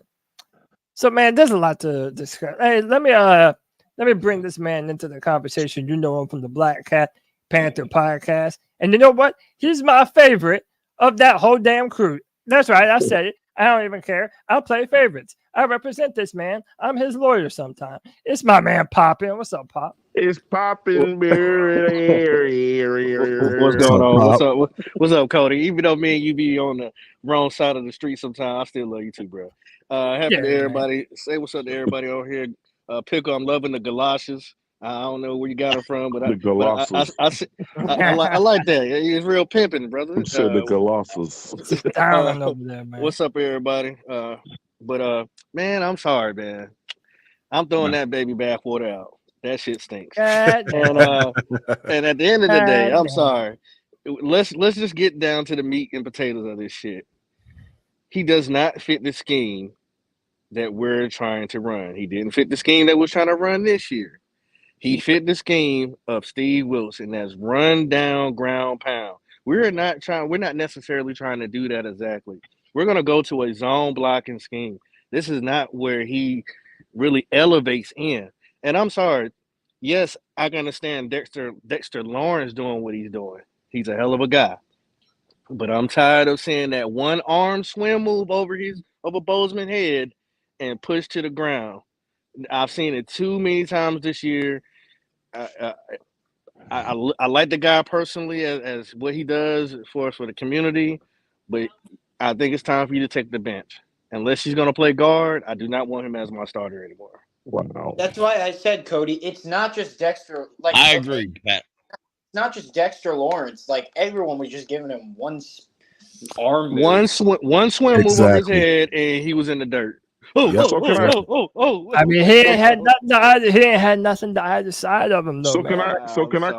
can I recommend something to y'all? Like Humpty Dumpty out there. I'm sorry. The reason I brought up Bozeman or Lawrence is because then that's pure strength. He didn't even have to hit him with the swim, even though he did. Whereas a lot of these other guys, it's like, all right, man. Like I don't know. To me, there's just some nuance to this shit. That's all I'm saying. So can I suggest something to you guys? Listen, because we're gonna hear this until the draft, and then after the draft, we're gonna hear till the season start. So since everybody is the GM, go ahead and cut. Do what you're gonna do with Brian Burns. Go ahead and cut. Go ahead and give Derrick Brown away and get what you can get out of him to get more and more picks. Let Louvu go, because we ain't gonna be good over the next 5 years. So what do they stand for? They stand for a check. Go ahead and cut everybody, because that's what it's gonna get down to. Every time a name comes up, people are saying get rid of him. Oh, we don't need him. He ain't what he used to be.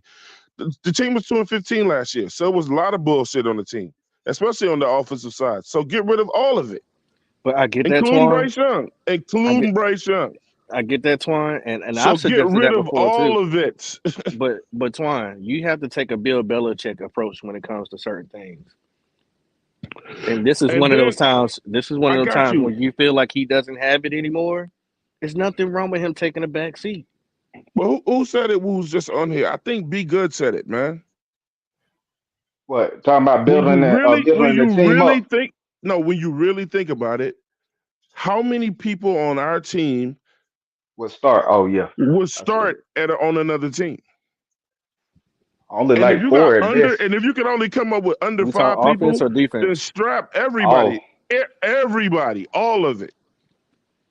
Well, I mean, unfortunately, they're probably not going to do that. But I mean, if we're just, whatever, however you want to call it, I call it a spade.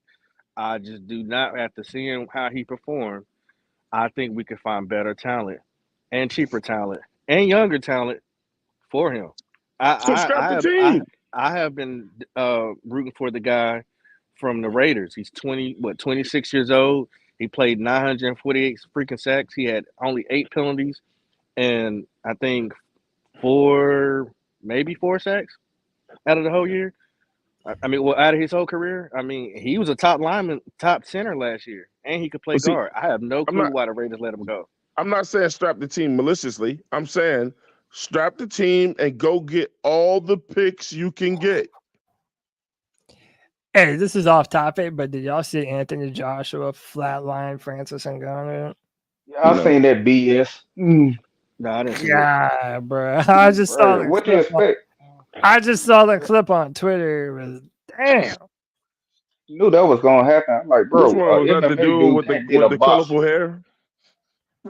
Bro, I don't know nothing, bro. I was pulling for Francis because she's the MMA guy, but Twan, I've been seeing more, man. But I'm asking y'all the question: how do y'all feel about get all the picks you can get and everything starts over? I mean, Twan, I agree with that because that was my premise on it. But I mean, I don't think they're gonna go that way. That's why I said, like, right now, I'm looking at this whole situation. I think it's an impossible task for Dan Morgan and the coach because they're gonna not only have to draft well this year without a number 1 pick, they're gonna have to hit on their picks for this year and next year. Meaning, like, you're gonna have to find at least a suitable starter, not a good, like all star. This is a suitable starter, and usually in drafts that doesn't really happen. You know what I'm saying? So I don't even believe Dan Morgan and the new coach are not. They're not. We asking them to do something that's almost unheard of to do. You get what I'm saying? I'm not going to judge them until the year's over with. Yeah. My prediction is they're going to fall on the sword this year. I don't want them to go. Well, we don't have a lot of money anyway, so they really can't sign a whole bunch of free agencies. There's going to be a lot of undrafted free agency playing this year. and because you don't have the money, so that. But the only good side of it is that it's not depleting you from the salary cap from next year. So hopefully after this season is over with, you got about $130 million, and then A lot of money next year. Yeah. You really have. So just fall on the sword this year and take it on the chin. And listen, I'm not a Bryce Young fan, but he's gonna be here for another 2 years, guys. I'm sorry. Yeah. And unless yes, he is. I'm gonna tell you I why. think so too. Now I think so too. I think so too. I've been saying that same shit even when I go on Black Cat. Whether you like the man or not, he's about to be here for at least the next 2 to 3 years. Next 2 years. I'm gonna tell you what, Twan. I've already been looking at the future quarterbacks coming out. Next year quarterback draft is not that great, and they're not gonna push the needle where you're gonna give up Bryce. They're not. They're not gonna do that. I'm not looking into the. I'm not looking into that. I'm looking into free agents. I'm not even looking into that draft next year. I'm looking into real free quick.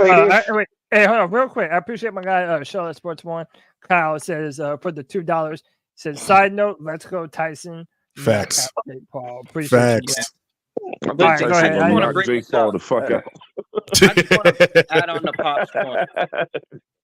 Whether we like it or not, that's probably what's going to happen. And yes, they are going to take it on the sword this year. There's we're going to have that ain't no doubt. Top 5 pick next year. It's going to happen. We're going to have we have an awful roster, and we don't have money this season because we've overpaid players. We got dead cap everywhere, and you can't really judge Dan Morgan on this situation because Scott Fitter was so bad at his job. Yeah. So bad to the point where this whole roster is in flux. So it's going to take time, man. But all I'm going to say, man, and I've been saying this, even if we draft another quarterback and with this garbage we got in front of us, I don't think he's going to do much better, man. We need to build the roster first. That's what I got to say. If Bryce can't do it, that's a fact. If Bryce can't do it this year with a decent enough team to evaluate him, then sure, we can consider moving on for him. But I just want to make sure that next guy has enough talent to be able to succeed. So we're not having the same convo next year about how the quarterback's trash, but he's got the worst receivers, the worst O-line, man. I'm just telling you how it is. So I agree with Anthony. Anthony's saying let's just build a team up. Something that we've never really done in the past. Build a team up, Anthony. But guess what, Anthony? With building the team up the way we should build a team up, you got to let the rest of the best players on this team go. I don't agree. Why are you keeping Derrick Brown? Why are you keeping whoever, Louisville? Because guess what they're going to do the whole time they're here getting their money? Lose. So I mean, it's a paycheck, but they know they're not going to win. But let me ask y'all this. Go ahead, Cody. But hold on. No, I want to ask y'all this, right? Because obviously we'll talk about the Brian Burns thing in a minute. Josina Anderson put an update. And I swear to God, we are not going to spend the rest of the pod on Brian fucking Burns. But I did want to bring this up because it seemed as though, if you were reading the tea leaves, it seemed as though Derrick Brown might be a higher priority for the Panthers than Brian Burns. And he should be. And this came in right before the show. The Ravens signed defensive tackle Justin Madubuike to a 4-year, $98 million deal that includes $75.7 million total in guarantees and $53.5 million at signing. Does this frighten you or scare you away from extending Derrick Brown? And can I say something real quick? Because I'm gonna get off. I'm gonna let people. I'm gonna say something real quick, and I'm gonna get off. Contract. That's my. I want to go out the Pop because I'm gonna drop the mic on that shit. What does this mean for Derrick Brown? I'll let Pop then Anthony. So, right now, because I'm not gonna stay on Brian Burns long. We have killed that whole thing. I agree. But I'm gonna be honest with you. The team and him are in a messed up situation right now. He can hold his hostage all the way to June. Now you got to think about everything that's going on before June. You got the draft, you can't do it, and you got free agency, and you got undrafted free agents. That you can't do nothing with $35 million and 24 of it being set to the side. Now, okay, you get $5 more million for the cornerback, right? So that gives you what, $6 million now? I mean, $16 million. 10 of it is going to the free agent, so that means you leave you $6 million left. $6 million. I'm just saying, guys, it's gonna be really hard. If he wants to, he can be a total asshole and just hold out, and we are screwed.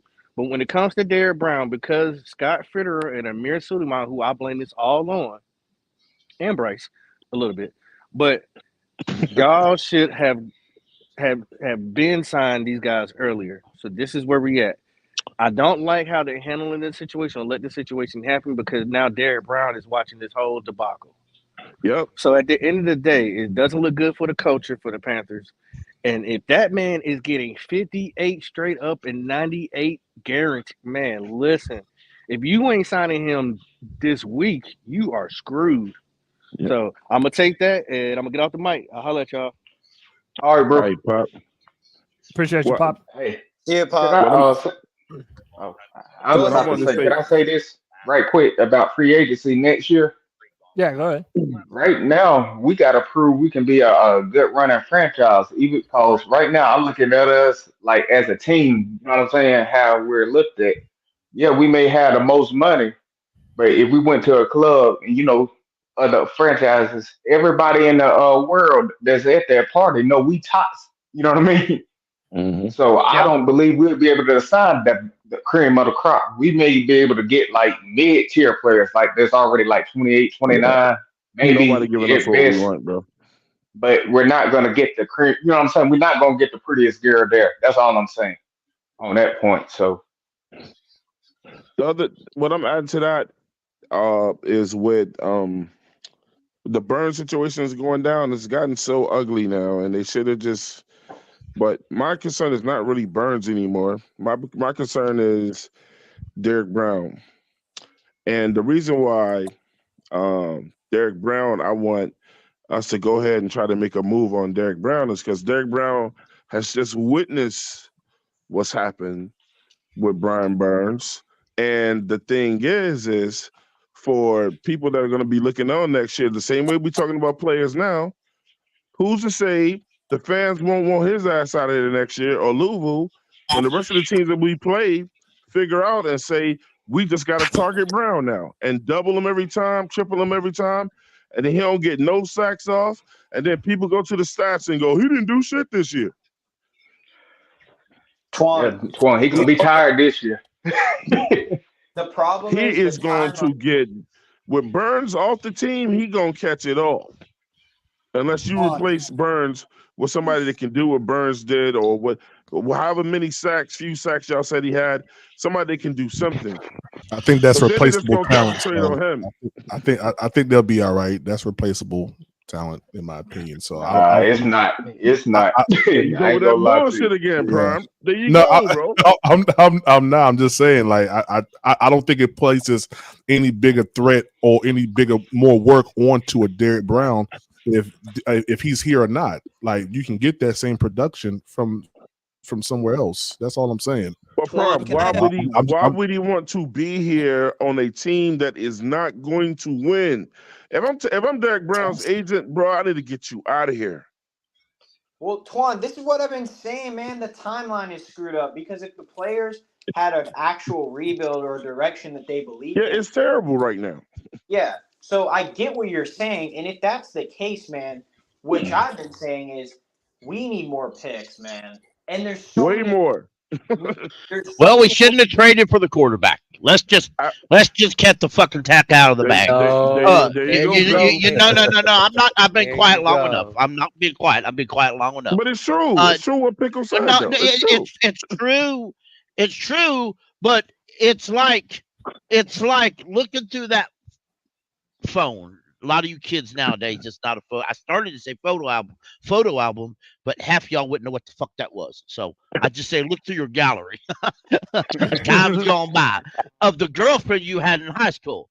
That shit long gone, buddy. Ain't no use to look at it too long. Trust me. I looked at Derrick Henry today because they were talking about him, and I kept thinking, man, too bad we just didn't take him instead of that damn tackle we took. What good does that do? It's done and over with. Move on. I know we fucked up. Trust me, I was against the trade, but we did it, so I tried to make the best of it. And hell, I still got That didn't work either, so we took another guy I didn't want. But I said, okay, he's the guy, so I went on with it. And right now, Bryce is going to be here. That's tough titty city kitty. They ain't going to. I mean, the worst thing this organization could ever do is listen to the fans. The very worst thing. And trust me, I doubt very seriously. And I heard an NFL Network guy on the radio. He was a retired GM. He told a fan, he said, dude, I want you to calm down. He was on the radio. He said, I want you to listen to me. Okay. I promise you. He said, no, I guarantee you not one GM or head coach in the NFL is worried about what the fans think. Is listening to not you. One. Yeah. So fans can cry on Twitter all day long. Facts. They can boo-hoo about, I don't want him and he did him wrong. Let me tell you what. If tomorrow they agreed with Brian Burns on a contract, ain't nobody in Panthers organization or Brian Burns camp going to have hard feelings. Facts. Not none of them. That's a fact. So ain't no need for fans to get their finger in their ass and get all upset about this shit. Tell them, Pickle, damn. Let me God bless America. Y'all about to piss a pickle off. Pineapple pizza. I mean, they're not going to trade everybody. They're not going to do all this. You know what? You wanted the first round pick. You should have kept it. You should have kept it last year. Next year or 2 years from now, don't cry because you ain't got a pick. If you want to trade up and get more picks. I'm crying now. Pickle being one of them crying fans. He was talking you about. damn right. Hey, let me hold on. Time out. Y'all young kids that can't handle the truth. He telling the truth about this one, bro. So let me say something about this. I said this on the Spaces last night with Pickle and D's and the boys. I think we all need to get over the fact that whatever you feel about Brian Burns, he is going to be a Carolina Panther in 2024. I don't think there's any way that the Carolina Panthers are going to accept a second or third round pick like what's being talked about now to come down off their price. That's just never going to happen. And Brian Burns, I don't think that he has any other options either. He is going to have to play for the Carolina Panthers under the franchise tag in 2024. There's no other ifs, ands, or buts about it, man. Like that's just what it is at this point. So he has another prove it year in his back pocket. If he really wants Cody, that that's contract, what I love. Cody, that's what I love about it because it's like this. Cody's completely right, yo. Y'all need to listen to what Cody's saying because he's speaking the Bible right now. Yeah. That shit don't line up. That shit don't line up good for either side. It really don't. And then Poppin was telling y'all how if Burns wanted to be a bitch about this shit, it could get worse. And the Carolina Panthers, like with this new GM or whatever, they can't look like no shove-overs. So they can't just give Brian Burns up for no fourth round pick or no shit like that. So he'll be back. What that does is it gives Burns another opportunity to try to get his money up or get a contract to go somewhere else. Or Carolina's going to throw the money at him. Everybody wins. In this scenario, in my opinion, because we ain't going to win that shit. If you're talking about this Brian Burns issue, there's no win-win. There's absolutely no win. The only win-win is for both sides to sit down and agree to a compromise on the money or the structure or whatever the issue is. But there is no win-win right now. Right now, a lot of what you're hearing is just contract talk, team league stuff, agent league stuff. In my personal opinion, no, I'm not going to do that. I'm just going to say this: some on both sides will call a reporter or a insider that they like, and they're going to leak stuff. But their only agreement their only issue to leak that is to get it started somewhere else. They're going to say, I heard this. They're going to have a buddy call that insider, and they're going to have them say something to where that way it makes like the Panthers are wanting way too much they can afford. This right there may be from another team wanting your player, and if they can get somebody to think, hey, we're asking too much. If we want to get rid of them, we got to knock that price down. So, hey, real quick, before we go forward. All this stuff is bullshit. Y'all need to stop reading. Let me welcome Christian back on the show, my boy Cole back on the show. But let me first personally welcome. What up? Let me personally welcome the birthday boy himself, Jay. Get it, Jay. Happy What birthday, up, y'all? Jay. Happy birthday, boy. I appreciate it, y'all. Appreciate it. Happy birthday, man. Man, how old Happy you turning? birthday. How old you turning? 45? Happy birthday. Nah, I feel like it. Nah, 27. Hey, man, you still, dude, when you turn 45, you'll know it. Yeah, you'll know it. Don't worry about turning 25 thinking you spell 40. When you turn 45, you'll know it. I mean, shit. Even my ass is 7. My ass is 7 years older than you. Shit, man. I don't know about that one. I got you get mid-40s, you kind of forget how old you are. Nah, Pickle, tell them when you turn 40, it's gonna be that one day you go to get out of bed. Yeah. And you're gonna make sounds all the way to your you'll be like, oh shit, yep, should be popping. You'll be like, oh shit, I pissed all over my bed. I saw this meme the other day, and it's the damn truth. When you get older and you're busy doing something in the house, you walk past the bathroom and say, well, let me stop here while I'm here because I know I need to. And you do. you do that shit. You go down to Walmart, you see a first when you go into a Walmart, first thing you look for is where's that bathroom at now? Hey, Pick, I bet your old ass know when it's gonna rain too, don't you? Yeah. Damn right. If you're over 40 years old, that's built into your wiring, bro. You already know when it's about to rain, man. Come on. But you know what? A real man don't whine about it.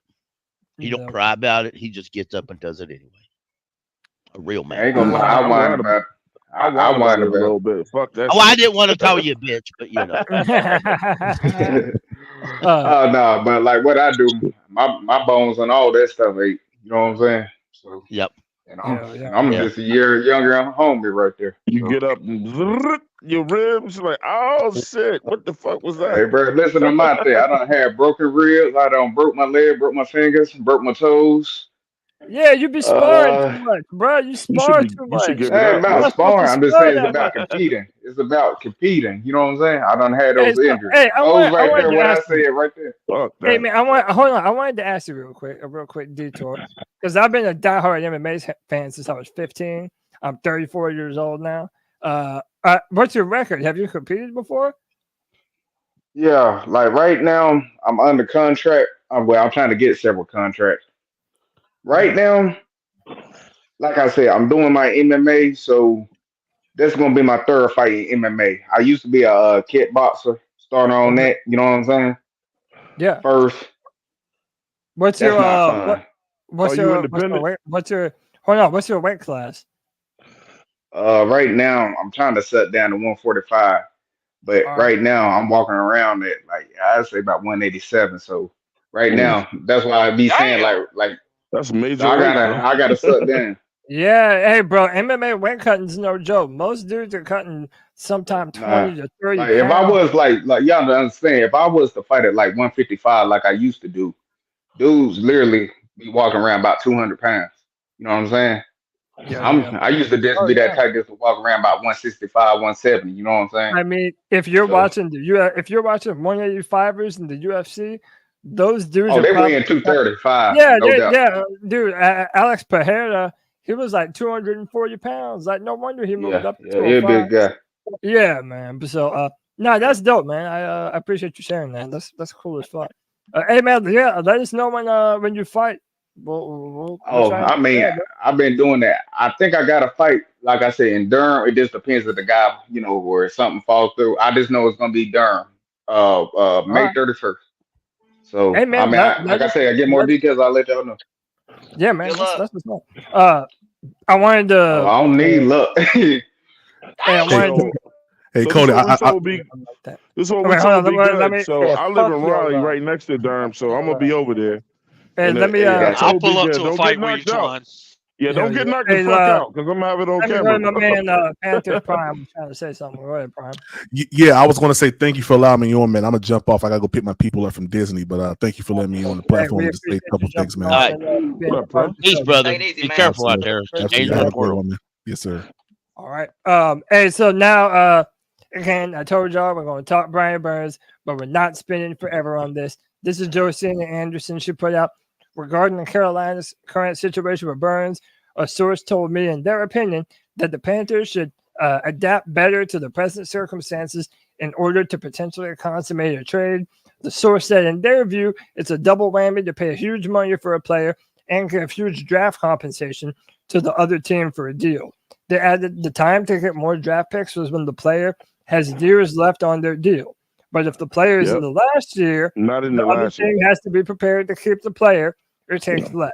I've heard some lyric sources say third round compensation is fair, but if the acquiring team is also giving him a long-term deal, but that asking for 1+ is definitely too much for them. Do you believe this? And how much is Brian Burns paying Josina Anderson? That's absolutely correct. A glass of Henny. A glass of I'm just fucking around. No, listen, like she's right on the deal part. Like, listen, we waited to try to do all this shit in his last year. Everybody already knows that we should have took the Rams deal. Pickle just told you though, it's been done now. Get over it. Truth. You know what I'm saying? Yep. But he has all the leverage doing it this way, bro. I mean, the Panthers could have tried again last year, whatever. You know, when he was on the up and up or whatever. Now they're trying to move this man after his worst statistical year, and that ain't gonna work, man. Yeah, it ain't gonna work. I mean, but I say this: can you blame the people that are responsible for this? They ain't here no more. Yeah. Can I say this? Yeah, like you said, it's the Panthers' fault. It's just the Panthers' fault. You can't blame other teams seeing our situation and say, "Nah, we ain't gonna give you a second. We'll give you a third, though." You know what I mean? Right down, they know we in a lose-lose situation, like Pickle and Twan said. They don't have you to can't blame them for doing that. Yeah, so because they say, hey, he's gonna be free anyway in the next year and a half, unless you like the Lions. If they feel like doing something like and possibly you get like 2 second rounders at best. You know what I mean? Best scenario. So Cody, they can I just say looking, something real they're quick? twiddling their thumbs. It's like, hey, we waiting on y'all. Yeah, you call us, we won't call you. This is why I was saying it doesn't matter what your opinion on Burns is. Just like it doesn't matter what your opinion on Bryce Young is. If you feel that we shouldn't have traded up for Bryce, or if you feel that we should have traded Brian Burns away before now, this is why I said, Twan, Brian Burns is going to be playing for the team in 2024. Now, after that, probably not, if we're being honest. But there's no way that Brian Burns is not playing in that black and processed blue in 2024. Mm-hmm. Hey, can I say this? Could he sit out? Like, say for instance, if he signed the tag, could he sit out? Dude, he would be fined so much fucking money, bro. He'll owe more money at the end of the year. Yeah, and I was just wondering. I was just asking the question. I didn't know how much it was. Yeah, my friend, if I can answer, sit out and get what it could do is set in. If you remember Deshaun Foster, what's the quarterbacks that was in Texas went to Deshaun the Browns? Deshaun Watson did that. What? Deshaun Watson did that. You could, with what they call sit in. He shows up like you're supposed to, so he's not holding out. But when he goes, he don't do anything. He refuses to go to training camp. He just shows up. He basically gets his name on the ledger that he was there, but he don't do anything. But that's called setting in. When the season starts, though, if he doesn't play the games that he's contractually obligated to play, he's missing out on the entire game check. You're right. You're absolutely right. And a lot of that situation, and then he's subject to all this other fines and shit. What the team could do, if Brian Burns does this all year, just as Twan put it, just to be an ass, if he wants to do that all year, the team could be an ass themselves and next year and to franchise tag him again just for spite. Just He's for still spite. getting and well, he is. But let me ask you this, Twan. You've watched football long enough. What happens if he goes 2 years and he don't get to play? Teams. Well, that's I know what happens next, and that's unfortunate. Exactly. But, exactly. Just say it, Twan. Don't hold everybody in suspense. His career's over. Yeah, that's when you start getting into that blackball shit, and nobody wants to fuck with you at all. Exactly. So that's why I said a while ago, this is a no-win situation. Nobody wins in this situation. Yeah. The only option they have is to put their pride in their lunchbox, go out to a nice restaurant, 1-on-1, and work this shit out. Or 2-on-2 or 3-on, however the hell they need to have it. Swap it out. My thing. You need to just fight sit it out down, and hug it. talk it over, or fight it out. Either one. And Yeah, work fight that it shit out and hug later. Hey, Yeah. like I said. I mean,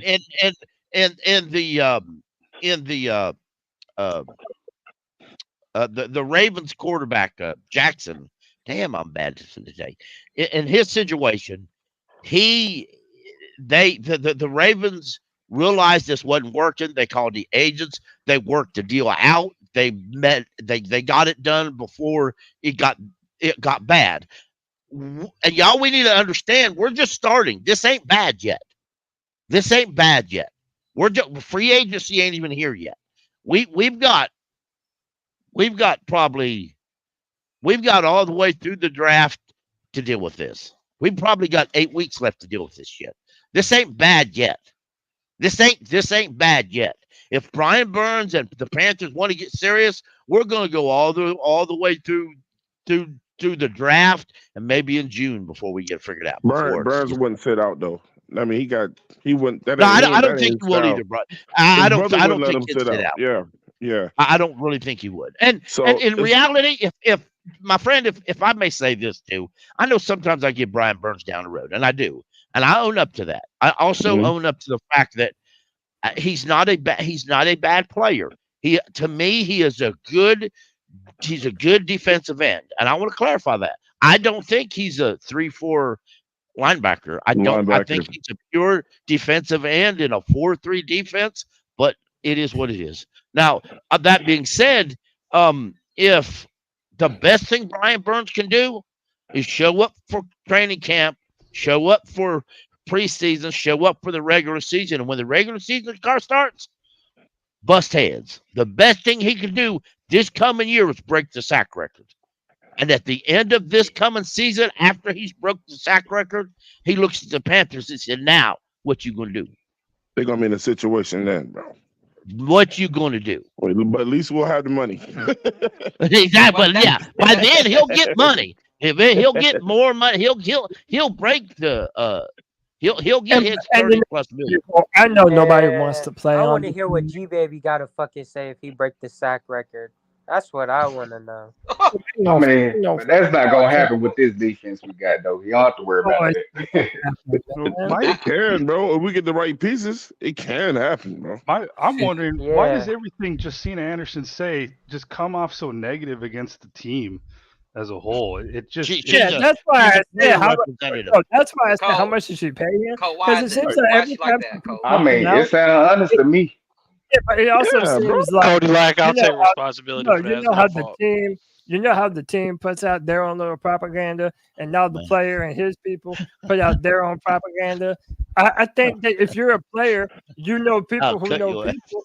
It's easy for them to kind of say some stuff like this, whether or not it's true. And the Panthers don't have to say whether or not stuff that they put out is true. So why would Burns and his people I don't know, man. It just seems like there's a lot of people that are very pro player, pro Burns. I just sounds like to me that's an honest assessment. Who getting mad at Justina Anderson? I mean, the Panthers suck. Yeah, they suck. But it also I don't know. She's making it sound like the Panthers are lowballing Burns, and I just don't know if that's but you, Cody, you already know it's a lot of people who think that. Yeah, I mean, I know it sound like he's worth everything, and we're not giving it to him. And then if we want to trade him, they're going to have to drop the price a lot. Look, what she doesn't get, and she's not communicating, is it may not be what the Panthers are asking for. It could be the teams are going to have to beat other teams' offers. If someone wants to try to give a third, by all means, okay, try to give a third, but someone might give a second, and then it just keeps going up and up potentially for any other teams that want him.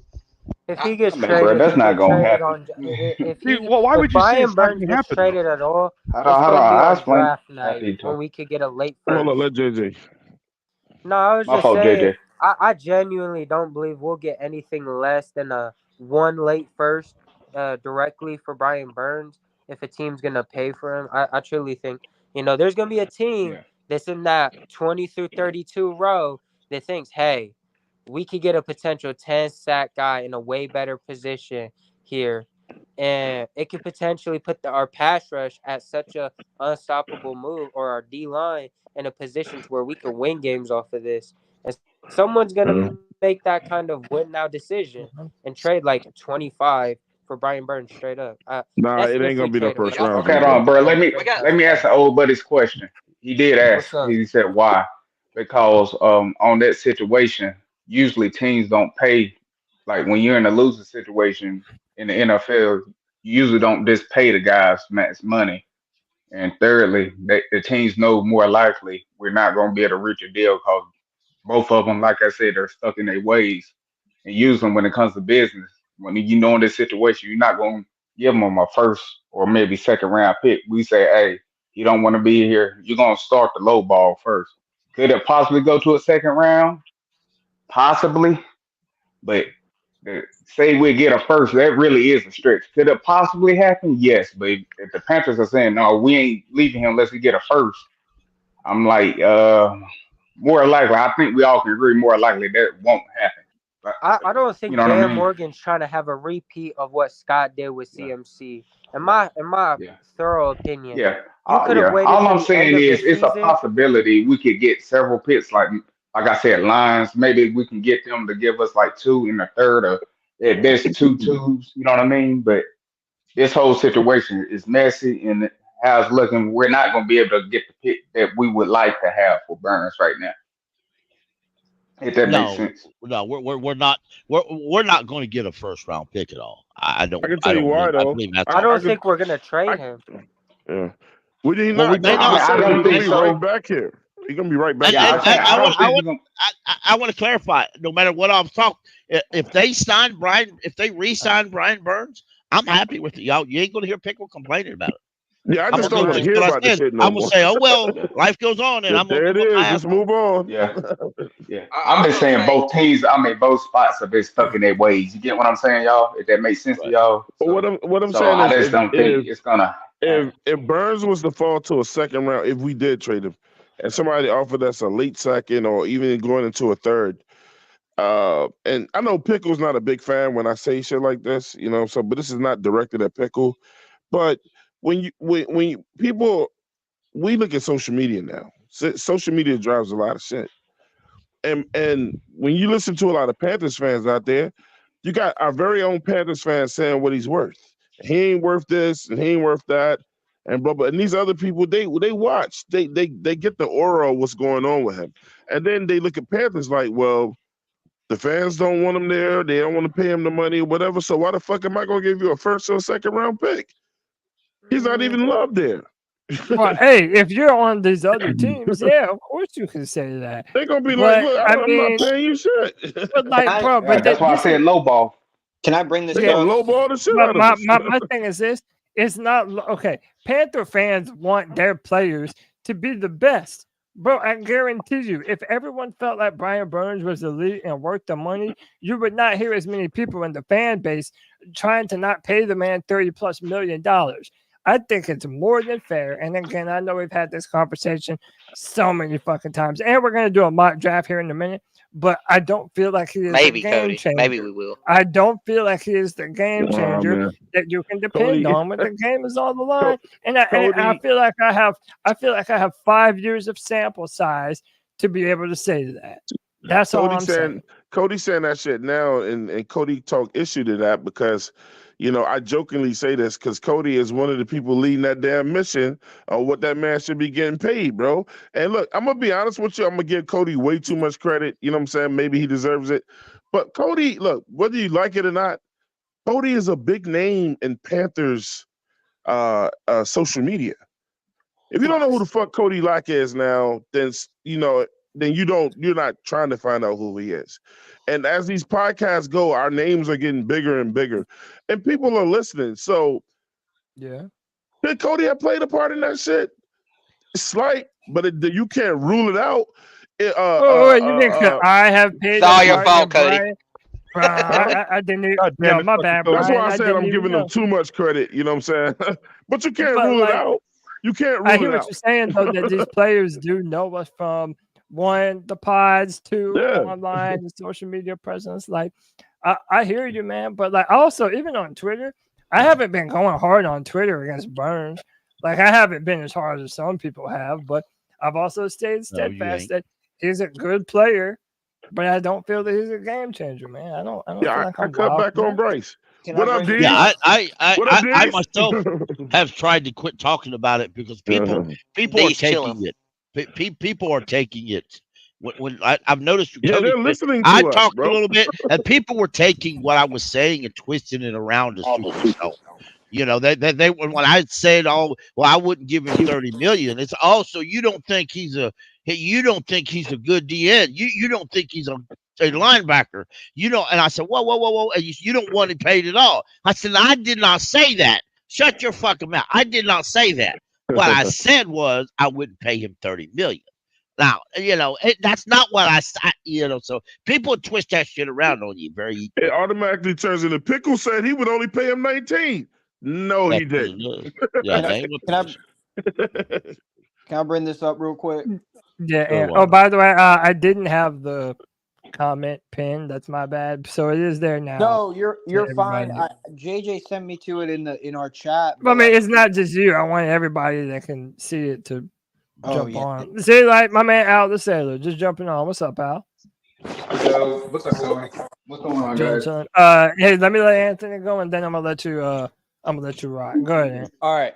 I was just gonna say, Cody, I know you watch a crap ton of film, and I can tell you were rewatching a lot of these Burns games because in the beginning of the year, I remember you were like, "I do want to pay him," but you must have gone back. I thought he was about to break out this year, Anthony. That's a 3-4. I heard it too, Anthony. I heard it too. I'm not denying it. I'm not even denying it. I thought he was about to break out.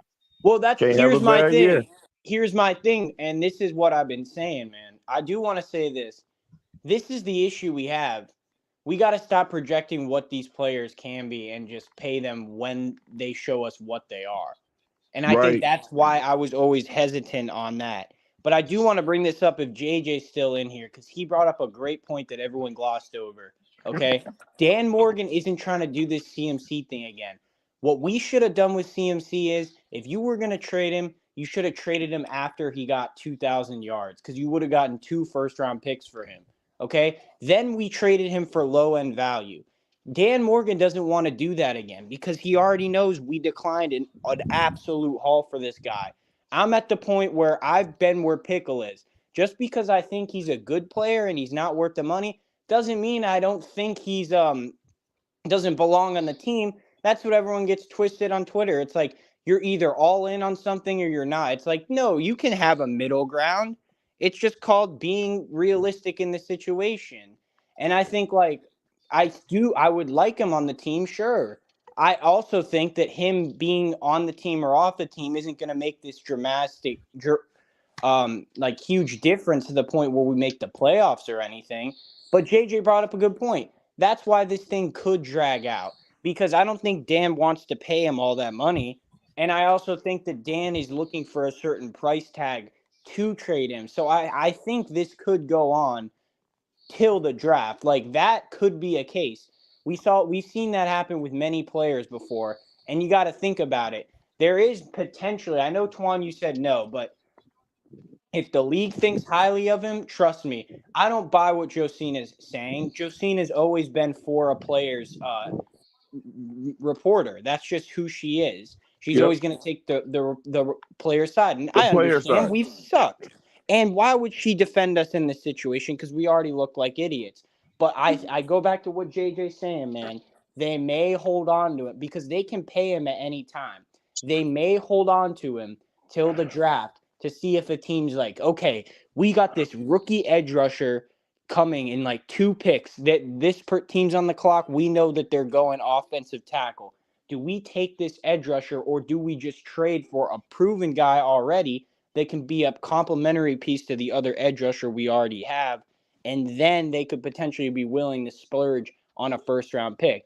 Now, my whole thing, and this is the last thing I'll say, the only reason I've been an advocate for trading Brian Burns is because, like I said earlier, we need draft picks. And I will say to the credence of what Twan was saying, if I'm saying that, then I do got to go along with the fact that I would be open to trading Derrick Brown too, because these players the timeline is screwed up. These players are in like year 5 and 6 of their careers when we are just now entering a rebuild. They don't want to be a part of a project. Hey, Anthony, we waited too damn long. They should have been. Yeah, No, they hold don't want to on, be a Twan. part of a project. They're like, look, I don't They've want to be already here been. doing a project. Yeah, They've already been part of a failed project, and it's like we should have had this rebuild when they were in year 1. That's what you're supposed to do. Right. So I don't blame you for saying we should be taking offers on every player. On everybody. Yeah. Like, so I get what you're saying, man. No. And if the idea is that you're building around Bryce, then that is what the plan needs to be. Hey man, let me welcome some people in here. Then in a minute we're gonna do this mock draft, man. So y'all are just in time. Let me get Al the Sailor in here. Al, what up, dude? Yeah, what's up, Cody? I mean, I forgot what I was gonna say, but basically I was gonna say, if we can get a 2 and a 3 for Brian Burns, I mean, why can't we trade him? Why can't we trade him? The relationship's already irreconcilable. Irreconcilable. And Anthony, you know the word. You're a journalism major. Irreconcilable. Yeah. Irreconcilable. Yeah, we know the word. Yeah. Like it's already or you could just say I have problems saying them words too, brother. Hey, also let me welcome my man. It already is, bro. It already is, bro. I mean, like, fuck. You think we're gonna pay him $30 million? I mean, man, just tag and trade this motherfucker. I mean, it's been done before. It won't be the last time it's been done. He's not that fucking good of a player to me, in my eyes. I mean, he's not worth $30 million. And that's why teams are lowballing us because of the shit that the Alder Sailor just said. Because we shit on our own players. Because we shit on our own players, and other teams are like, why should we pay him then? Real football people would know. What are you talking about? What are you talking about, Twan? I know this, but you can't shit on his name when you're trying to trade him. You think these motherfuckers sit on fucking you can't YouTube shit on his name when you're trying to trade him. You're trying to trade him. I'm not trading him. You're supposed to be boosting him up if you're trying to get rid of him. The Panthers are trading him. I'm not trading him. Let's get the goat in here, man. Let's get the goat in here, bro. Come on, I'm just saying. I'm just saying. I don't think that any trade is about to happen.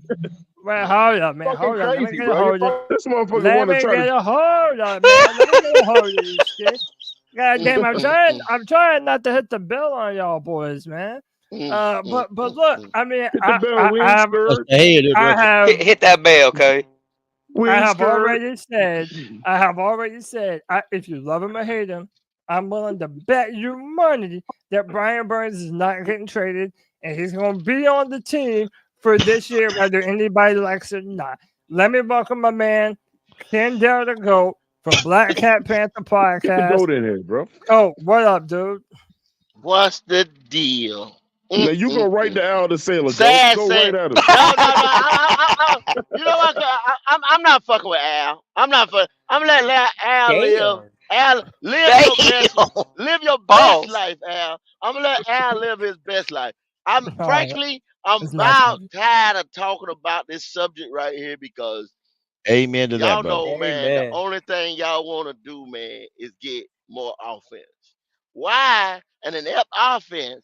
Why don't you play to your strengths?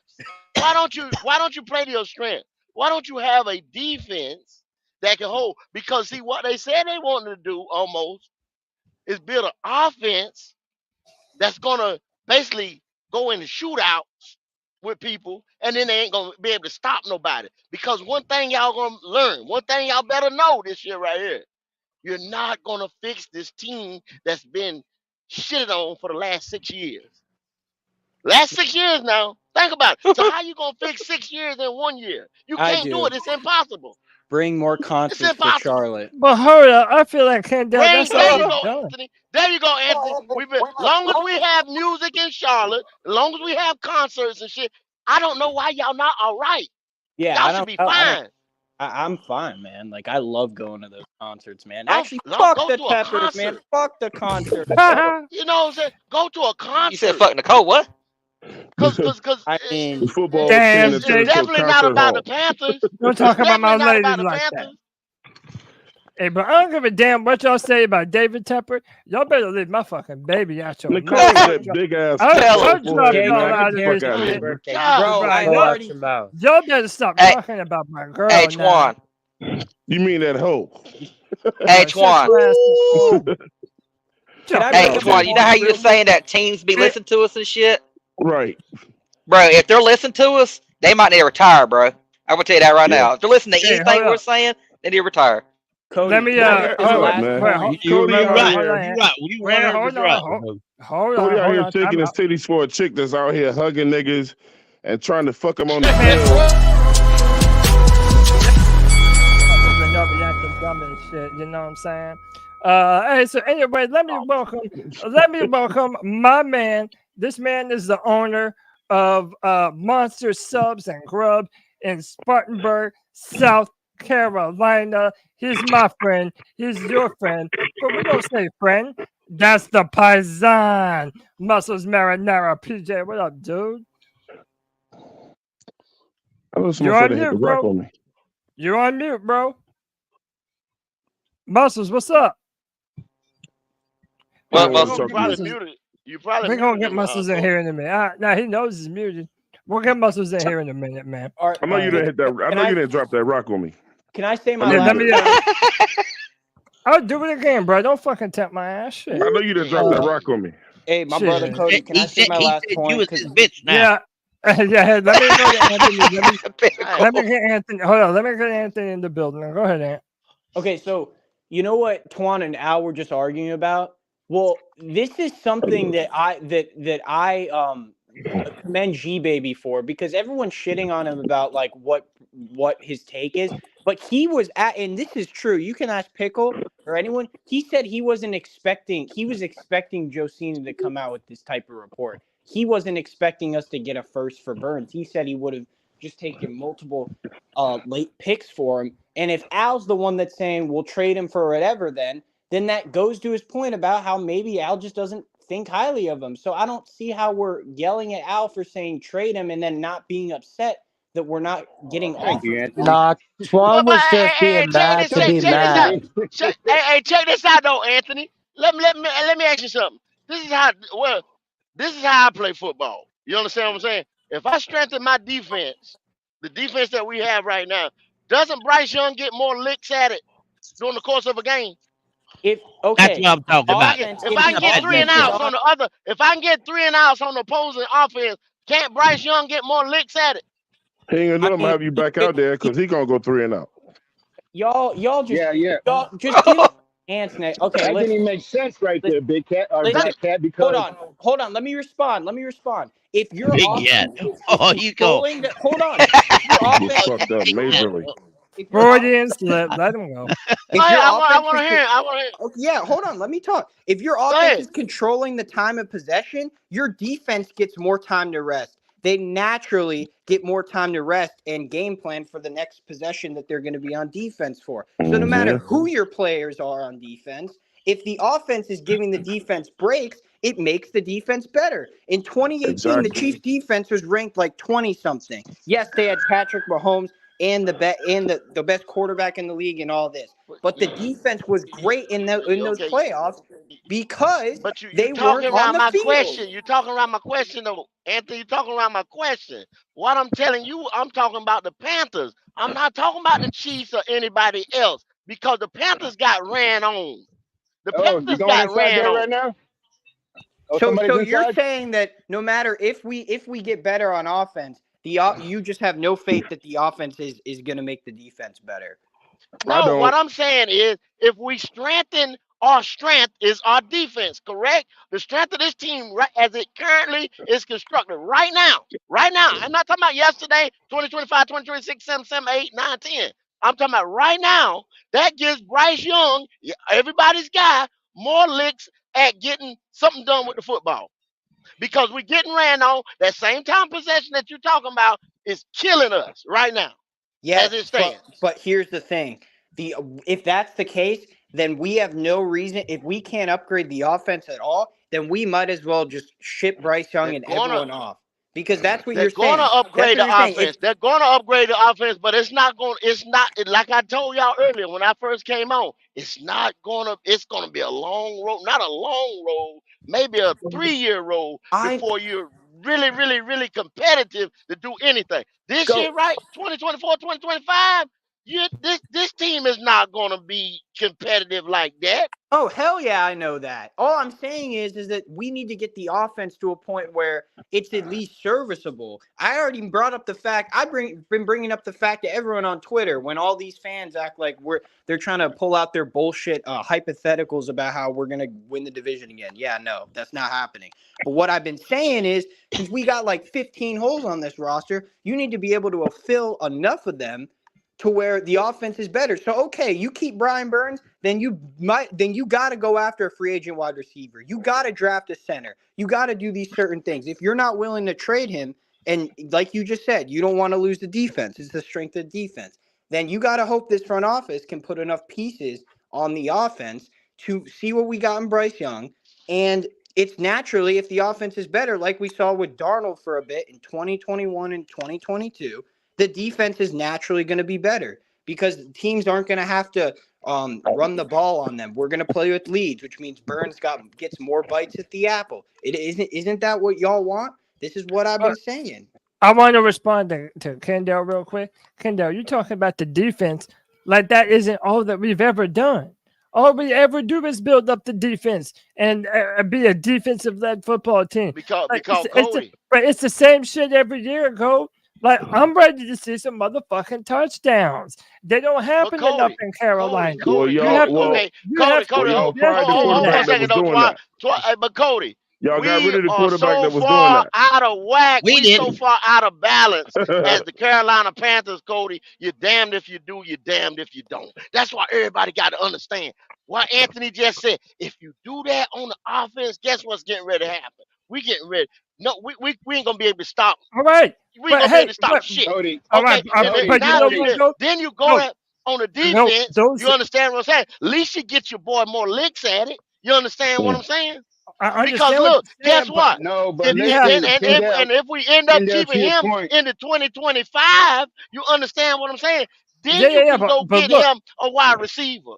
No, because listen to this right here. Listen to this right here. This is the only point I'm getting ready to say right here. Do that. That's listen to this. But this is the point I'm getting ready to say right here, though, Cody. And y'all mull this over just a little bit. Anything less than Marvin Harrison, Roman of Doomsday, and Malik Neighbors coming out this draft right here is not gonna fucking help the Carolina Panthers. You don't know that though. No, I don't bet you that. I will bet you that right now, Cody. I will bet you that right now. Because guess what, Cody? We are so lackluster on offense, Cody. You're gonna need some type of superstar to motherfucking go get that fucking football, Cody. You understand what I'm saying? You're gonna tell me we can't find the superstar in the second or third round? That's some bullshit, Cody. Hold on. We haven't done it in the last 15 years. Hold on. Go ahead, Cody. Let Cody go. Let Cody go. I'm muting everybody. Listen up, man. All I'm saying is you have to give the fans something to look forward to. Fans want touchdowns. They want touchdowns. Bro, okay. We won't win. They need to go to a hockey game then, Cody, or something like that, a soccer game or something where they score at. Because right now, the Carolina Panthers don't need to do that. You understand what I'm saying? Y'all gonna have to fall back on that. Y'all gonna have to fall back on that. No, it's time to put weapons on the motherfucking offense that we've never done before. We always do the same shit and then wonder why we're in the same damn place every damn year. I don't give a damn. Mahomes is gonna take us to fucking Germany and wipe his nuts on our ass. I don't give a damn. In Germany, he getting ready to wipe his nuts all over this fucking team. So we ain't gonna be able to.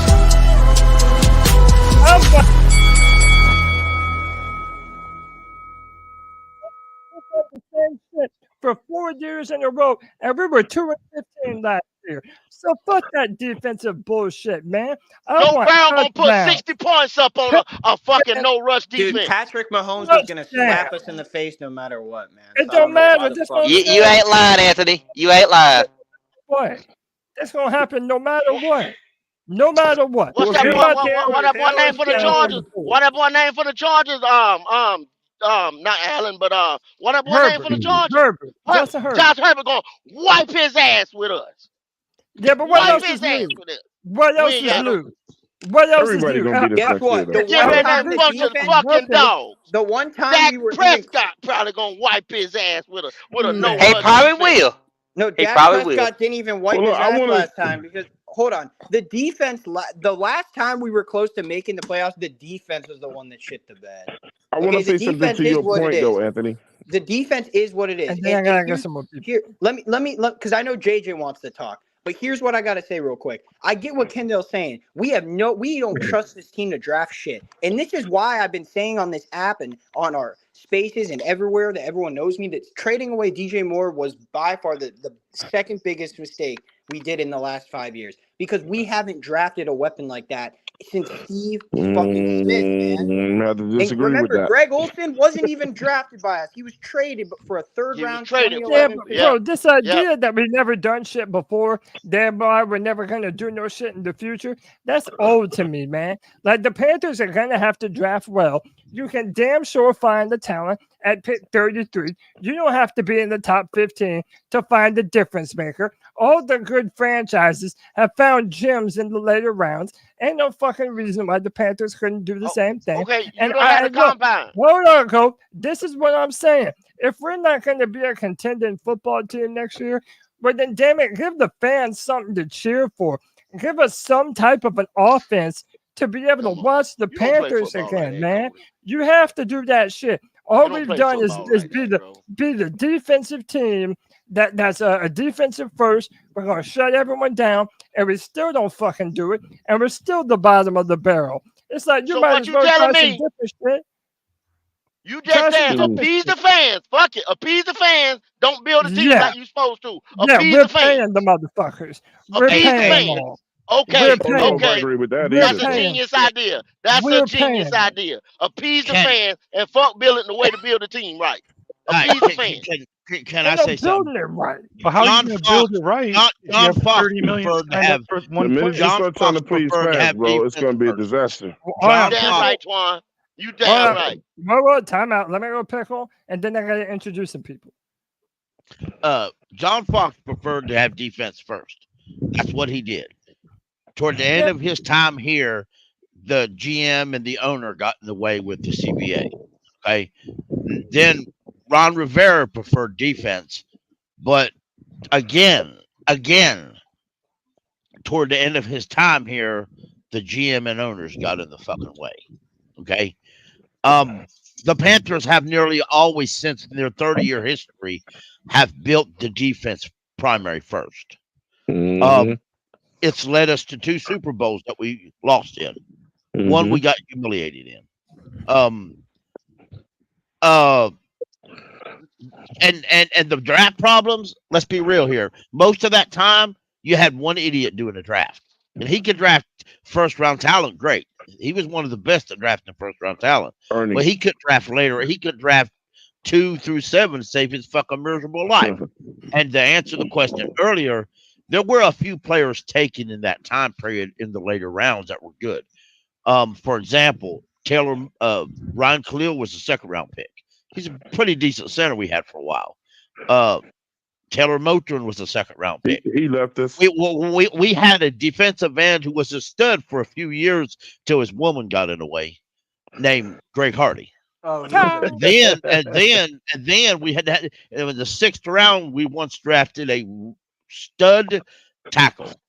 We played him at guard. We played him at tackle. We bounced him back and forward. He started one decent year. And we said, no, we weren't interested. He said, fine, I'll go somewhere else and be a stud. And he was. His name was Jeff Schwartz.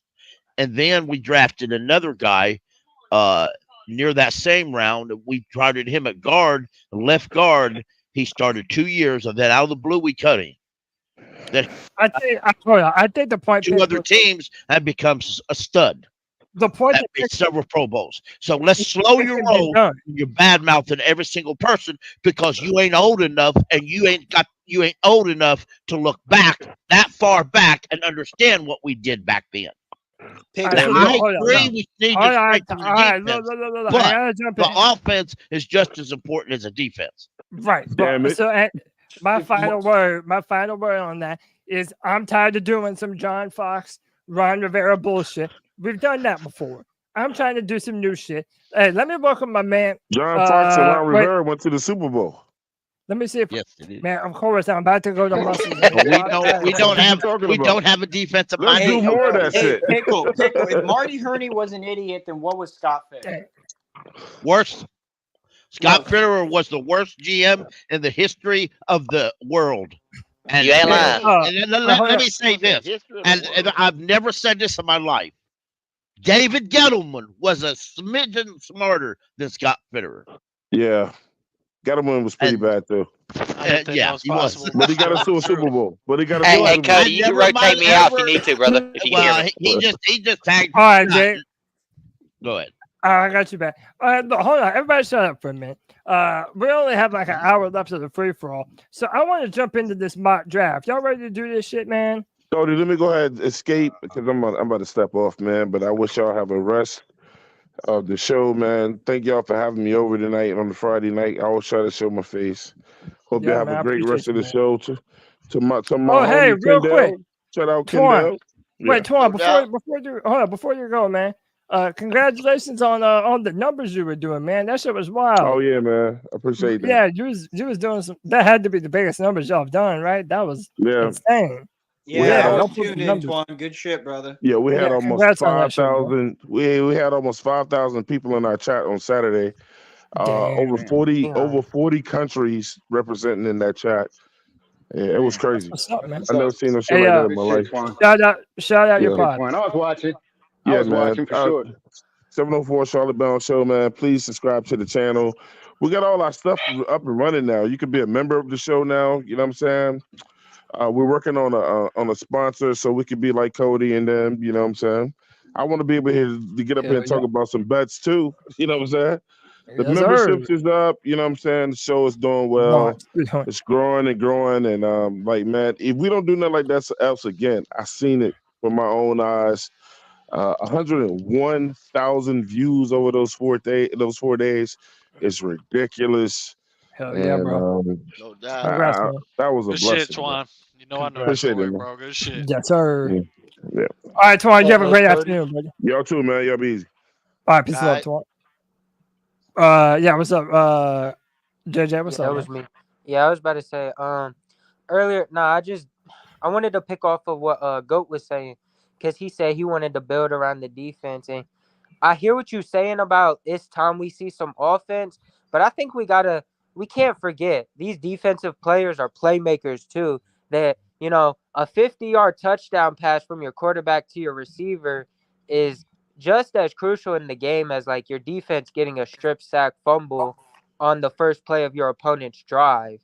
So when you just have playmakers on both ends, you gotta stick with your identity and build it out. And I don't think we should get too ahead of ourselves. Yeah, that's a luck. Yeah, because that's a luxury that we don't have, JJ. We don't have playmakers on both sides of the ball. It's 3 phases to the game now, y'all. Don't forget that. I say that all the time. 3 phases. Yep. So you gotta have, and we also do not have the talent on this team. 6 years of failed drafts, 6 years of trading picks away and stuff like that has gotten us to this point where this roster is lackluster as a motherfucker. So y'all, it's got to be a rebuild. So you take the talent, the most talent that you have, and build onto that. If you don't want to commit to a full rebuild, you gotta start somewhere. You got to. Facts, I agree. I hear you, man. I just want to see some fucking points, man. I don't think that makes me a bad guy. It's gonna come later, Cody. Man. It's just gonna come later. Later, man. I've been hearing that shit since I was fucking 2 years old, Winning bro. solves everything. Oh, Winning solves everything. Yeah, what's up, If Al? Bryce Well, that's Young gonna can't come score later too, 17 to Pickle. 20 That's points a gonna I know, come game, later man. too. can't I score. agree. Imagine Right, how much better the right, let defense would Al. have looked. Time out. Let Al go. Go ahead, Al. What you say? If Bryce could have scored 17 to 20 points a game, imagine how much better the defense would have looked, bro. That's what I'm Because there was saying. no pass. Y'all don't want So to give our Bryce, defense an I mean, opportunity Brian to Burns play with the league. signed already. So we can get everybody that likes Right. Bryce Burns. They can be complete, Bro, and and then all the by the Bryce way, Young fans could be happy too. Al, that's a great ass point, Al. I mean, And if he let me could have say scored something. 20 points a game, bro, Al, we would have let me No, tell no, you hold something though, on, Al. Wait, Al, hold on, go go ahead, go ahead, ahead, go ahead, go ahead, go go ahead, ahead, go go ahead. ahead, Cody. Get a Go stop. ahead, Cody. Go. Let No, me I say want to this hear to you, Black bro. Cat. Well, hold on, Al. So look, over on Black Cat, y'all were saying that he didn't have as much pass rush scenarios as a Max Crosby or a Myles Garrett, and it's like, yeah, because we never give the defense a lead. They're But never let me in those types of okay. situations. If you want Brian Burns and the defense to be better, the offense has to be better, and they have to not be on the field all the time, and they have to not be playing from behind. Cody, but let me tell you what you did. You traded away the best back in the game because he was the number one back in the game, right? In Christian McCaffrey. That's not my opinion. That's a fact. He was the number one back in the game this year. Then you traded away your number one motherfucking receiver, DJ Moore. He's in Chicago now. So how in the hell are you going to put an offense on the field in 2023 when you gave away two fucking weapons? And that's not Bryce Young's fault. And this is what I'm going to say to And, you. I didn't say it was. I didn't say it was. No, I I'm didn't not say it saying was. it is. The I'm not. offense can improve on its own. I think that's what people forget. Like Bryce Young can just improve and help himself more in year 2 after Bro, what he that's learned in year bullshit, 1. JJ. What do you No, mean? it's not, bro. I'll wait How on is that. that to Dave help I will Canales wait for on himself? that. then? Hold on, Cody. What is Dave Canales for then? He just there to shit bricks and tell him, hey, you're doing good with the thumbs up? Is Nah, he's Dave there to running help routes? Bryce Young. JJ, is Dave running routes? Is Dave No, catching he's passes? designing them. Yes, he damn Yeah, near but might you as have well to, all right, be. He's choosing design them who's as going on good what as you route. want. You have to have talent and a good playbook. You can't have one and not the other. Like this But idea that we had a Bryce will be all 1,000-yard right. receiver last year, did Yeah. we not? And Yeah, Bryce because I ain't he was think elevating force fed We the have nobody. ball almost 160 1,000-yard running fucking back Right? last times. year, Bryce right? ain't elevating nobody, 32-year-old, bro. a Hold on. 32-year-old slot receiver had 1,000 yards. All right, big Yeah, but we're fucking also whoop. about to draft players too, right? But that's Okay, what I'm saying though. But it's like, y'all missing the bigger picture. If Bryce Young doesn't get, I get what JJ's saying, and I do agree. Dave Canales' schematics are going to be better. It's going to be a more NFL ran offense for sure. But I just want to bring this up. If the offense doesn't improve this year and Bryce Young is out the door, we have another hole to fill at quarterback with more offensive pieces. It's going to be awful. And this is why what do you call it? Goat is saying it's going to take some time.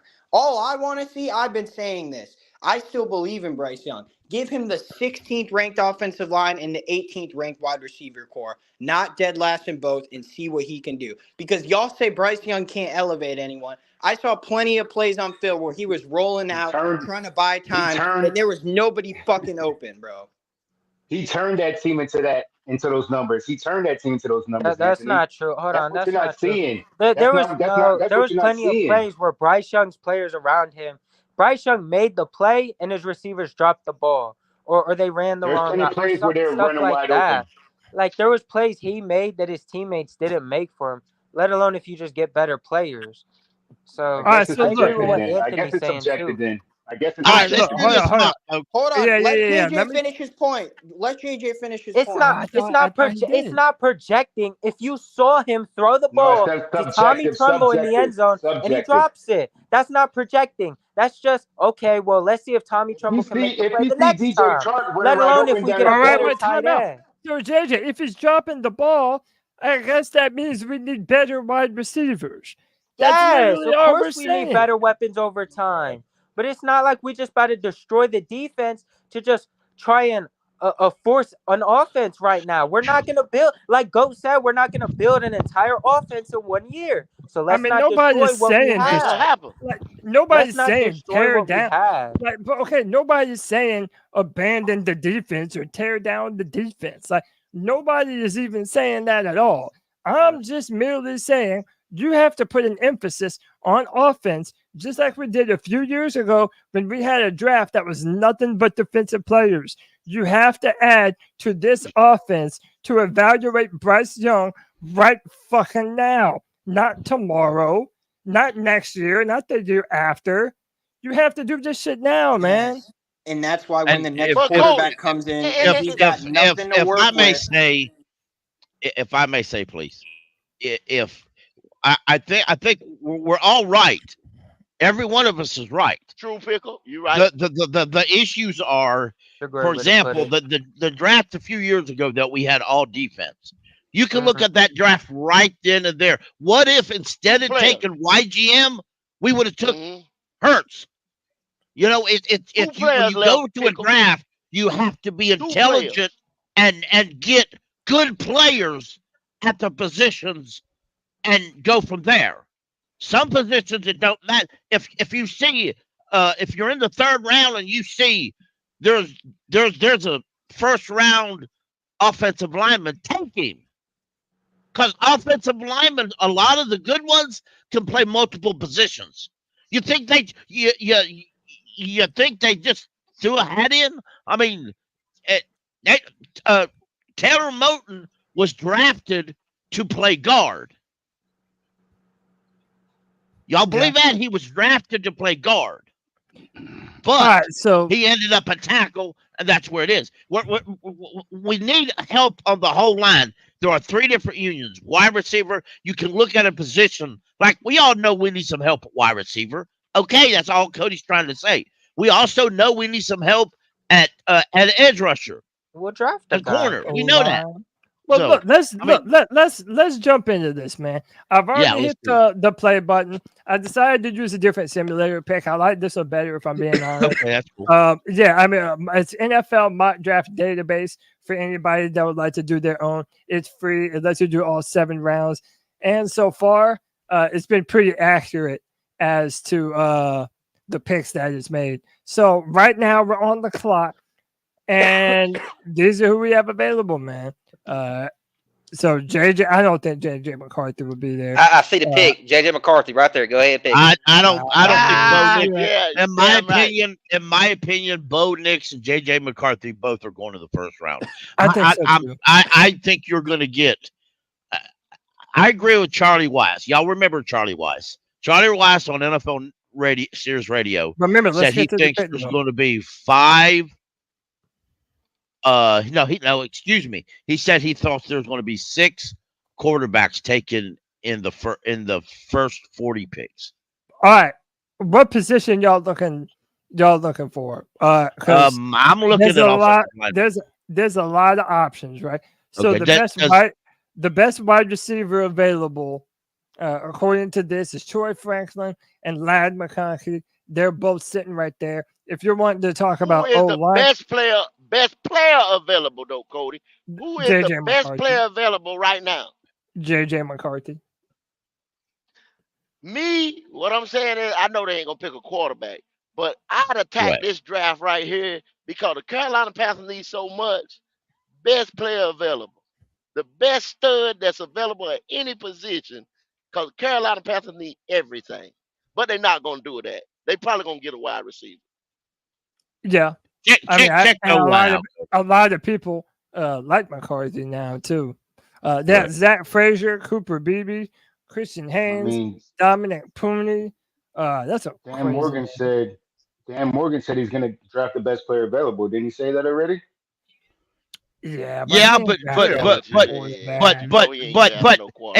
GM says that. Every single damn GM in the world says that. I mean, if what you got to worry about if we had a GM that come out and said, "Oh yeah, well we have to draft a tackle, we have to draft an offensive lineman. That's got to be our number one need." Everybody before you is going to draft an offensive lineman just piss you off. A GM don't tell people what position he's going to draft. They just give you them lame words to entertain fans. Kev with the 199 says Panthers were top 7, and I don't want to fucking hear that shit, Kevin. Our offense was bougie. That dumb time of possession. What does that even mean, man? Whatever. All right. You can rearrange stats however you want to. All right, but look, Troy Franklin. Troy Franklin has I been do the like dude that Xavier everybody's been in Leggett. love with. I do too, Pickle. Yeah, I do like Xavier Leggett. It worries me slightly that he was only 1 year, but Troy Franklin, I just don't trust that man. I don't know why though. Maybe because, well, I don't know. I started to say Jonathan Stewart was a great player from Florida or from Oregon. So I wish it would do the profile. Does it give you a bio? No, it doesn't.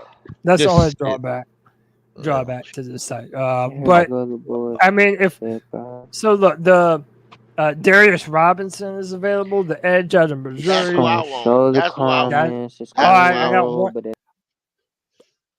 JJ, you just dropped out, bro. I don't know if you even know. But right, give me some suggestions, y'all. What are some names y'all wanting to draft right here? We got more rounds to draft. Dang. What offensive tackles fell? Let's see. Offensive tackle. Just curious. I don't want to.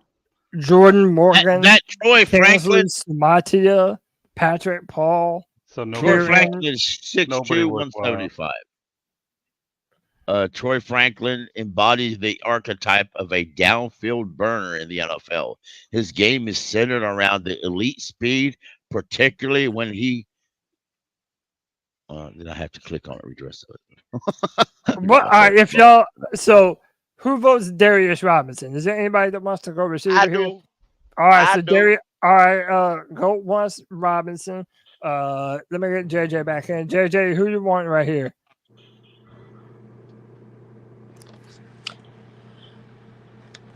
JJ, you there? Yeah, I am. All right, who do you want You right hear me? here to draft?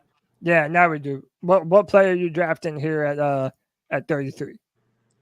At 33, I'm gonna take the wow. best interior. Yeah, he's a defensive end. Yeah, he's a If Keon defensive Coleman end. or AD Mitchell is there, I might lean them just to get a young wide receiver for our coach and quarterback moving forward. But if neither of those two wide receivers are there, then go with a center or a guard. So they don't have Keon Coleman or what's the other dude you said? Adonai Mitchell? No, he's not there. Mitchell. Right now, Troy. The wide receivers that they have left are Troy Franklin, Ladd McConkey, Roman Wilson, Xavier Leggett, and Ricky Pershaw.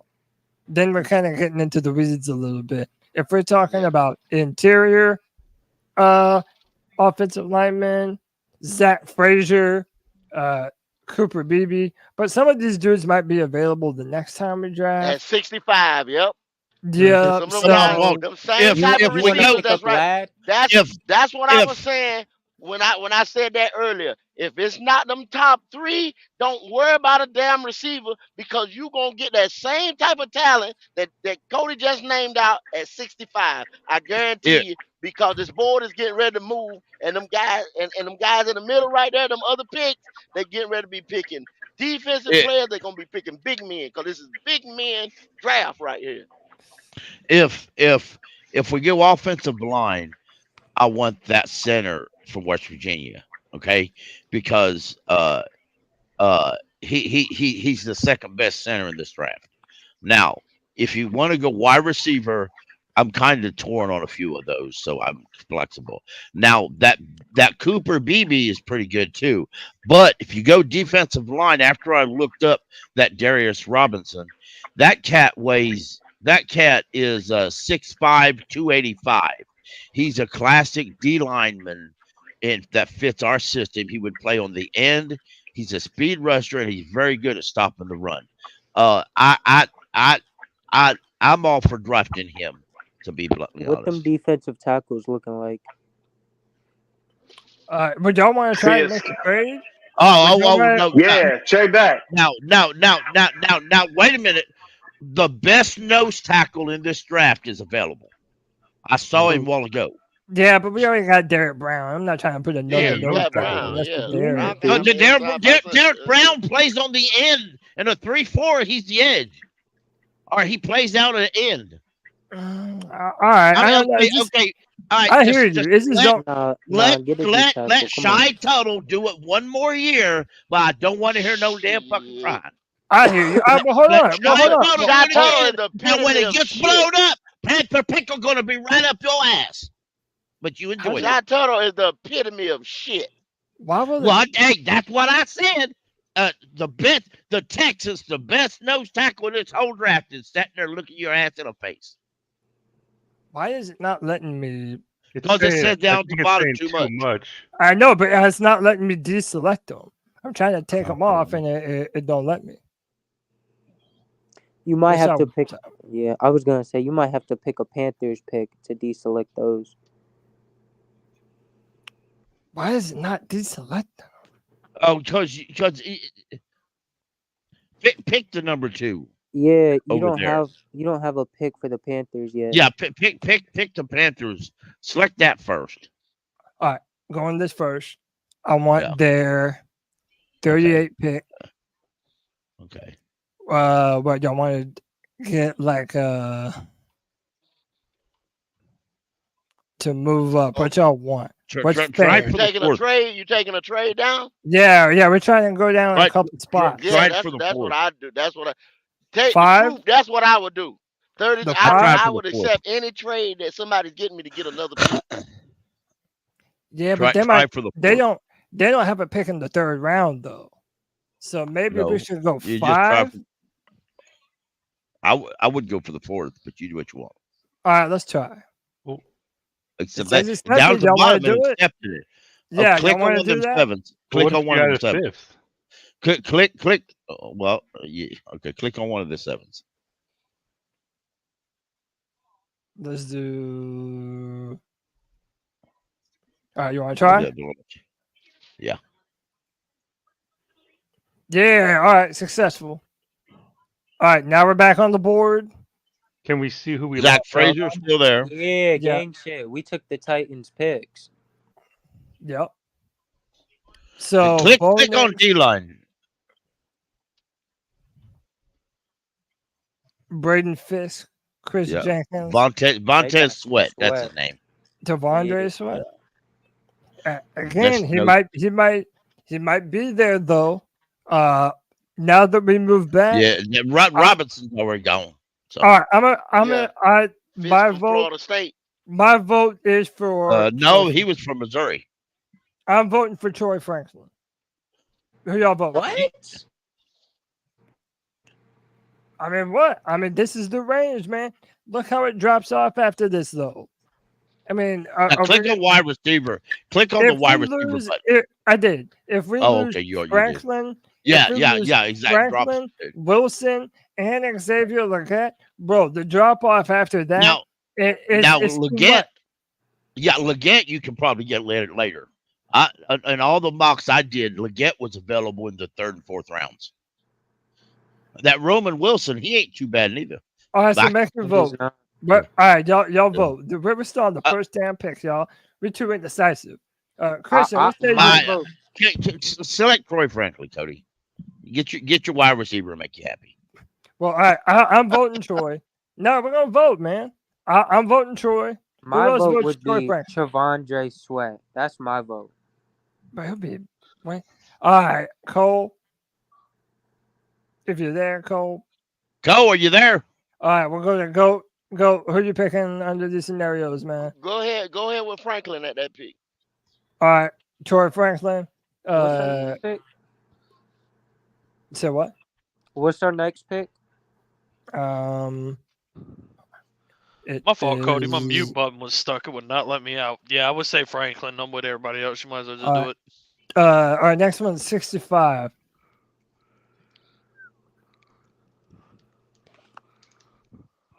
Hurry up, JJ. Make your pick. I figured y'all were going Franklin. But no, that's what I'm saying. Everybody's picking right here, man. No, he said Sweat. Yeah, my pick was Sweat, but you said we can get him on the next pick. So I figured we just go Maybe. Franklin. I don't. I said maybe. I don't. I'm not positive. Oh, I get final say. I mean, this is your vote. We're voting. All right. Nah, let's go, Troy. Let's get. Bryce Okay. Do I get a real vote here? Go ahead. I want Bo No. Nix. Bo Nix. Fuck off. We are Pickle. not getting Bo Nix. Fuck off. Christian, let's yeah, say Pickle. That's small. I'd say let's try this one with the wide receiver, Troy. All Frank. right, these. I would say trade back one more time. Everybody will want between like 47 and 60. All right, I think majority. And you might find a quarterback hungry team wanting to get Bo Nix right there. I don't think we have to have Troy Franklin. I think Leggett, it would be just as good in my opinion. Yeah. But it's just a mock draft. I also didn't see who was drafted where, so I don't know what teams are hurting for a quarterback right now. And majority rules, we're going Troy Franklin. And we picked up another pick. So we'll see how it goes. What All pick right, you first pick up? pick is, What pick? Because I can't see it. We picked up we picked up a fourth and pick 38. So we got 3-4. We got 3 4s. Yeah. Okay. All right, we have a trade offer. Atlanta wants us to move to 74 and give us they want 65. They'll give us 64 and 199 and a third. Nah, I ain't trading with the Nah, fuck that. Fuck that. Because if you, I'm looking at it like this. If you taking if you trade back, take Troy Franklin. Now you got to go get you a guard. Okay. At 65. The Raiders are wanting to trade 65 for 77, 113, 147, and a 25 round 7. That might be a little bit too far, man. Now let's see who's on the board still. Hold on. Y'all want to look at the other offers? What the fuck? That's the dumbest offer I've ever seen. Dude, that would be actually what the Rams were given almost in their entire next year's draft. Would y'all entertain the Raiders, or is that too far? That'd be too far for me. Too far. All right, reject. All right, Jatavion Sanders. Didn't you like him, Pickle? The tight end out of Texas? Yes. He's still available. Yes. All right, that's my vote. Yes, that's he's the second best tight end in the but draft. Cody, you can find them tight. You can find tight ends with them fourth rounders right there now. Not this style tight end. This style tight end is a stud. What kind of guards? He should be first rounder. What kind of guards are out there? Interior line, right there at 65. Christian Haynes, Dominic Puny, Cedric Van Pran, Christian Mahogany. Now Cedric Van Pran's pretty good. He's from Georgia, so you know he's that Zeke Zader from Michigan. He's good too. He's good too. But if you broke his leg though. Who? Was that the dude that broke his leg in the Ohio State game? Yeah, he did, but he's 101. He's 101, so he'll be there later. Or should Dominic Pooney, Hayes, but all those they're probably not going to be available the next time. Is Sweat still there? The D tackle? No. Why? No. All right. Now for linebacker, my boy Jeremiah Trotter. Nah, has that NFL bloodline. I'm just saying, man. We could get Tommy with the next pick. Yeah. Because my thing is this right here. You just picked a good wide receiver. How the fuck Bryce gonna get him the ball on his back if you ain't addressed the offensive line? That would be a good spot to get Cedric Van Pran for sure. That's all I'm telling you.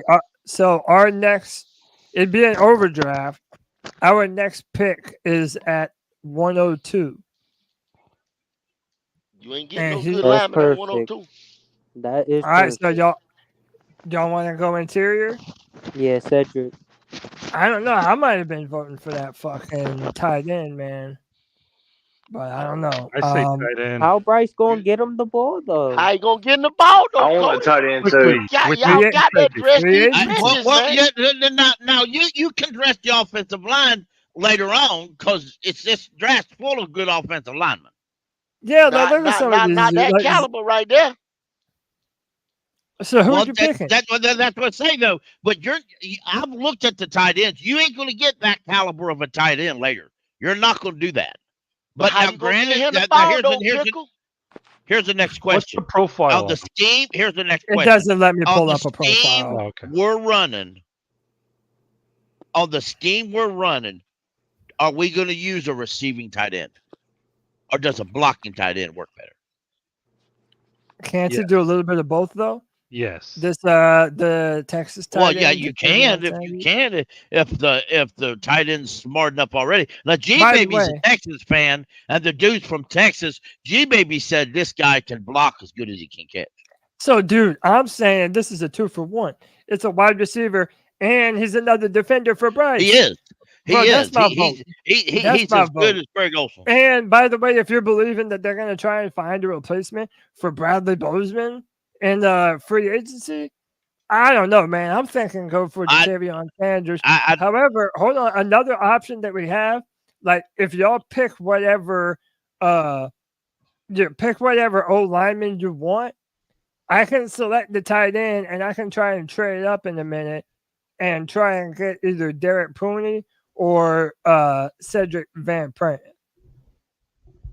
Y'all get what I'm saying? Like we could take a tight end right here and then try and trade up because we have 2 4th-round picks now. But you to be able to don't move want around. to trade up. Yeah, I wouldn't give up none of the. You want to gain picks. You don't want to give up picks. All right, so what y'all want to do right here? My vote is for Dante Sanders. Yeah, I want the tight end, but I'll be just as Yeah, happy. skip Sanders. Yeah, let's All just right, go with Sanders. I vote Sanders. D's vote Sanders. Pickle, what say you? Sanders. Christian. Yeah. Sanders. Yeah, majority rules. Sorry, boys. Boom. And he wasn't even supposed to be there, man. No. He won't. In real life, Good he won't pick. be there. It's a good pick. And he may go in the first round in real life. It's funny how BPA works, ain't it? Nah, I'm telling you. Hey, y'all want to try and trade? No, not really. Oh, wait. No, we got Jeremiah Trotter. Where you at now? Yeah, Chargers on the board. All right, hold on. We have 2 trade offers. We can go from 102 to 118 and pick up another 5th and a 2025 7th. Nope. Fuck that. When's our next pick? 4 more 41, picks. I think. Yeah, well, no, we have like right back to back. We're going to be here in the next. Let's pick up Burt. Let's pick up Burton. another 4. Jermaine Burton with our next pick now. Let's get Jeremiah and let's pick up Burton with that next one. Get Bryce Young Burton. That's the guy All he right, played with reject. Now hold up. Y'all got all hold these up. weapons and no linemen. Y'all got no linemen. No, hold up. Look, hey, look. The Georgia O lineman, he's sitting right there, and he's Get it. That's who I want. All right, y'all vote O lineman or Jeremiah Trotter? You The O-lineman. We've made it this far without drafting a Clemson player. Ain't no use to change that. He's Clemson, You know what? so fuck that. Let's go O-line. Yeah, you know that's right. Oh my God. I gotta overstep my boundaries on y'all disrespectful motherfuckers right now, man. Disrespecting my fucking Tigers, man. Maybe we've had shitty years because we haven't drafted Clemson. So let's go try. That's what I'm saying, man. There you go. No, that's not. Yeah, I'll vote Trotter with you, Cody. I got your back, brother. No, I'll do the right thing, man. No, let's go Trotter. I say Trotter.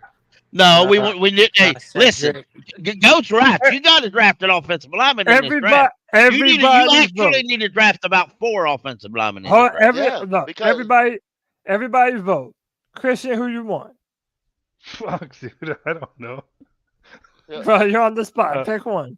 Oh man, I say fucking dude. I think Trotter would be a bigger difference maker at this stage than a lineman. All right, Pickle.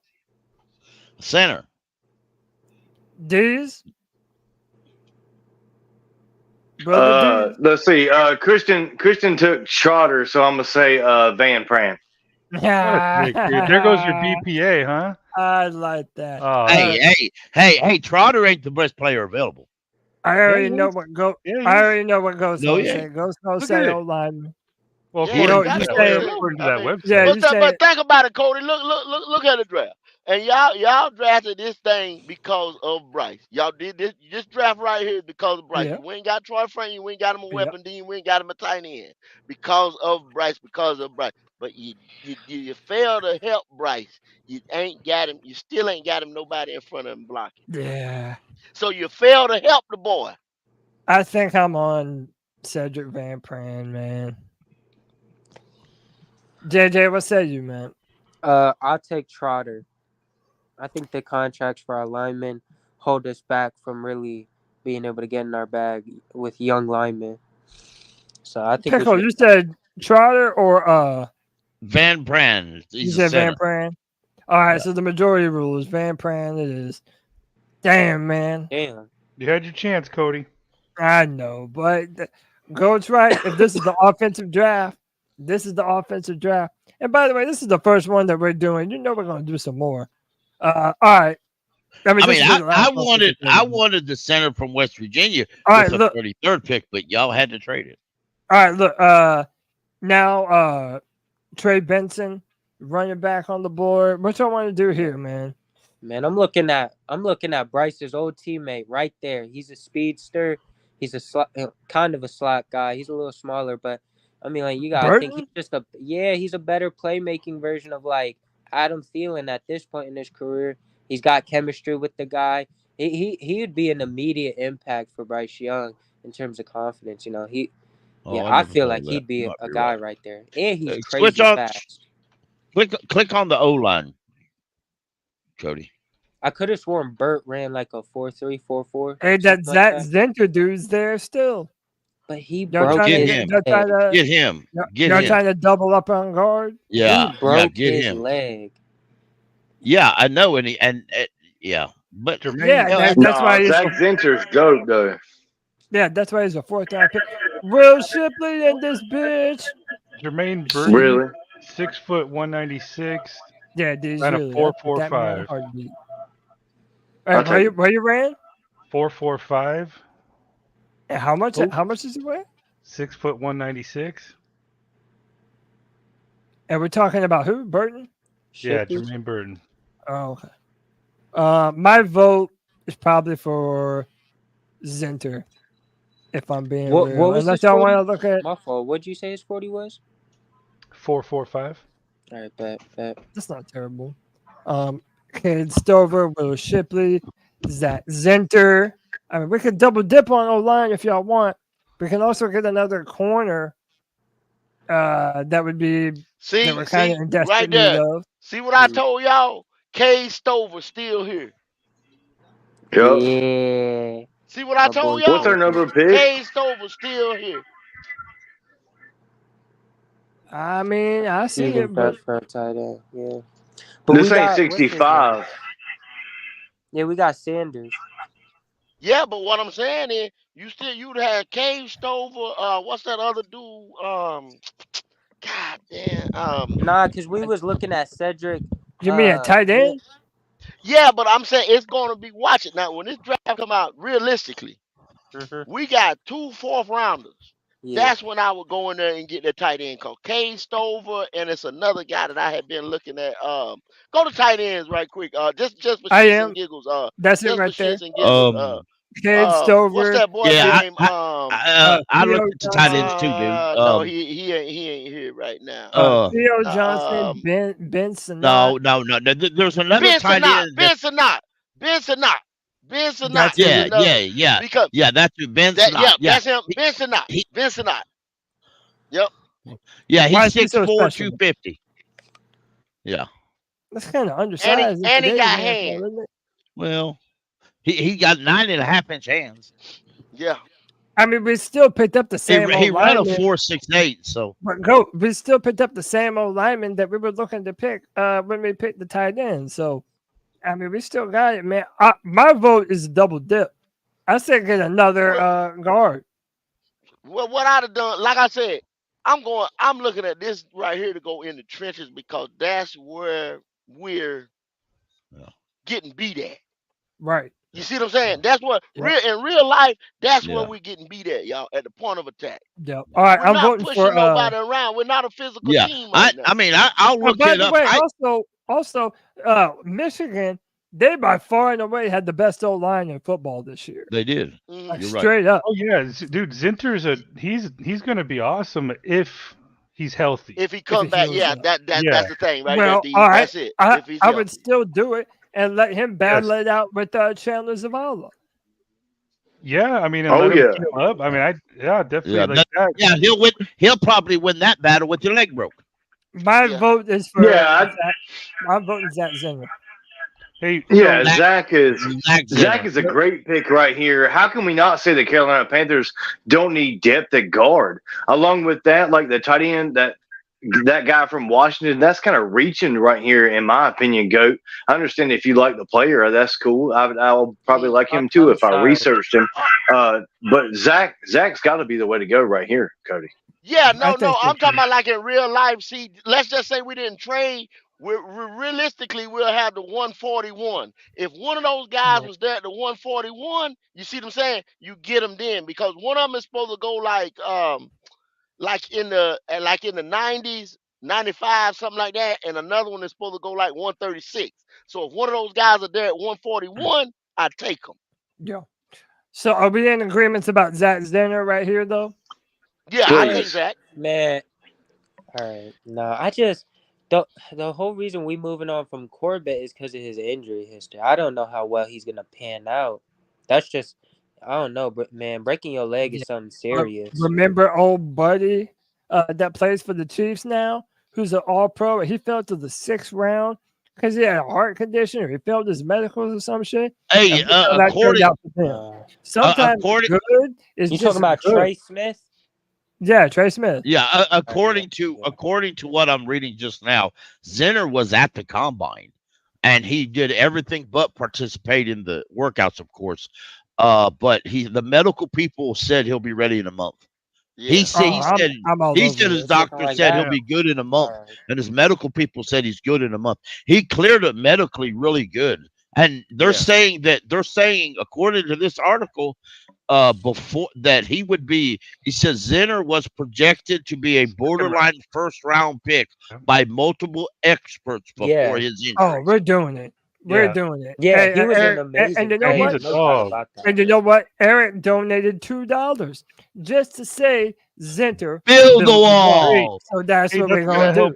Yeah, you talking about a broke leg? You ain't talking about a damn a torn ACL, MCL, or anything like that. Yeah, you talking about a broke leg. Man. Yeah, he's gonna heal from that. He's gonna be all right. And I'm real serious. And I'm sorry if I'm hurting anybody else, but him walking out there on crutches, he could probably still do better than Chandler Zavala. Hey, they're not done drafting, right? Yeah, we're not done. Fuck them. And fuck them. Nah, we're not doing that. Hey, there's my man Jalen Wright. There's my man Jalen Wright right there in front of me. Looking at y'all want to go all Hey, look at there. We ought to take that Tulane quarterback right there. That'd be a good depth piece. You know, Red can't play forever. Wright's gonna need a good backup. No, my vote is Jalen Wright. Unless I want to see what corners are available. But shit, we've already been all offense. We might as well stick to it. Oh, there's Gabriel Murphy. Wait, who's the edge? Yeah, Gabriel Murphy. Would y'all prefer that? Cedric Johnson. Wait. What middle linebackers are there? Hey, there's Xavier Thomas. Yeah, I know. Damn. Xavier Thomas was once upon a time the number 2 rated prospect in all of high school football after Trevor Lawrence. He's old as fuck. He's been at Clemson like 6 years, man. Oh well. He's been there a while. I mean, this COVID years where these kids went through that COVID year, it messed everybody up on their times and all that shit. D'Angelo said Jalen Wright is his favorite running back in the draft. Promise Panda says Jalen Wright is the workhorse we need to complement. Yeah. Hey, now Jalen Wright linebacker is not too too thick. The No. Trevor Wallace, Jalen Check Ford, corner. Check the corners. Josh Newton, Just for the heck of too much like Josh Norman. Nope. Jerry and Jones, Renardo Green, Andrew Phillips. Bro, I said let's keep it simple. Go for the running back. Y'all down for that? Who would y'all prefer? That's Well, hold up. Let's vote. Who would y'all prefer? Jalen Wright or Gabriel Murphy? Christian. Fuck. Jalen Wright. Jalen Wright, Pickle. Jalen Wright. Go. Go with Wright. All right. D's. What's Murphy ranked, bro? 112, and Wright is Yeah, we'll take. Yeah, as much as it breaks my heart to agree with Christian, we'll take Jalen Wright. All right. Well, man, you're agreeing with me, so there's a majority rules. Sorry, JJ, your opinion don't even matter, bro. Oh, tough. Oh, he said that. You see that? He smacked JJ down like a rag doll. I know, my fault, bro. Oh, Pickle, shut the hell up. Hey, all right, y'all not wanting to trade this far into the. Tell me to shut the hell up. No, I wouldn't. Yeah, I wouldn't trade that for him. No, reject. Fuck the Saints. All right, what would y'all rather do? In our final pick, we could finally go defense. Would y'all prefer Josh Newton, the corner at TCU, or Trevin Wallace, the linebacker out of Kentucky? Well, scroll down. See what else. Yeah, nobody from Kentucky whatsoever. Bad idea to draft anybody from Kentucky. Sam Hartman. Facts. Great Tell him, head, Pickle. great head of hair. You better go with that cornerback since you get ready to get rid of Dante. Yeah, that's a good point, man. But how long are we just going to neglect the linebacking core, though? Well, I mean, he going to change it now. This ain't going to make no difference. Yeah, you can't fix everything. Like I told y'all, you can't fix everything, bro. Yep. All right. Who y'all voting for? Let's go, Christian. Fuck, I don't even know. Yeah, right. That's tough. What, dude? How about let D's go first so I can rag on him a little bit. All right, we'll do that. D's go first, man. Yeah, well, it's not going to be anybody from Kentucky, so I'm going to Newton. Trevin Wallace. Newton could be our next big nickel in the Severa system. Okay. All right. So I'm guessing Christian goes Wallace. Trevin Wallace. We need to address that linebacker core. Yep. Heard that. All right. Panther Pickle, Wallace and Newton. Sam Hartman. Oh, fucking hell, Pickle. We're not casting the Pantene Pro V commercial. All right. He's got great hair. Hartman's hair is amazing. We have the most attractive quarterbacks in the NFL. I mean, they're both models. You know what I'm saying? Like, all right. Hartman. All right, boys. Keep it in your pants. Hey, all right? Cody, we should pick Josh Newton. How tall is Josh Newton? I don't know, but don't let me click on this shit. Someone look it up. Because I don't know. How tall is Josh Newton?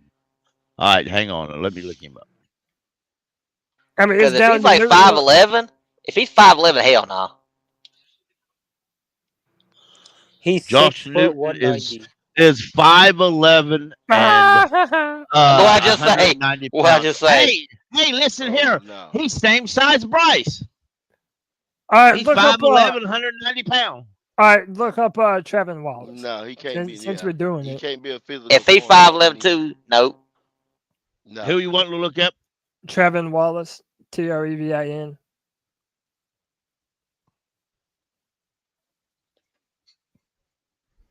Dude, he's from Kentucky. You already know he's good. Not if you have these, you know. I see what you did there. He is 6'1". He weighs 237 pounds. Right. He had a 4.5 140. No. Go ahead and give me that. Yeah, that's who I want. Linebacker. I'm voting for Wallace. I wouldn't take him. I wouldn't take him if I was y'all. They ain't even. He's a multi-role tight end or linebacker. That's all it is. I'm voting for You also Wallace. like pineapple on your pizza, though.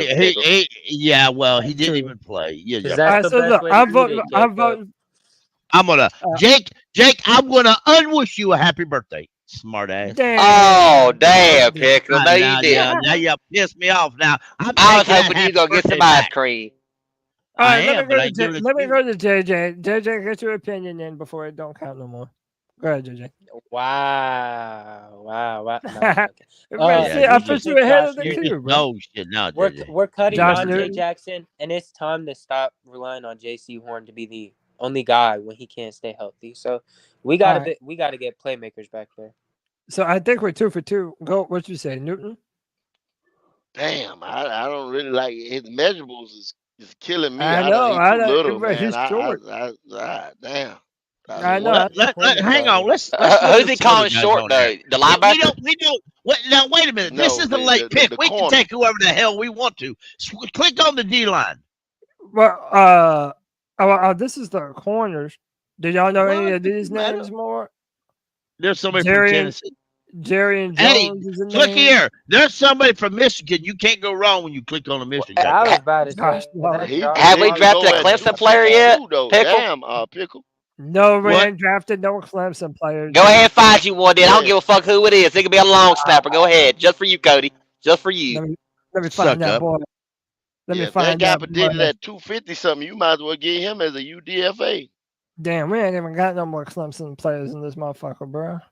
They said, fuck this. We stayed at school. That's fucked up, Jay. Sheridan Jones. You don't want to draft his ass?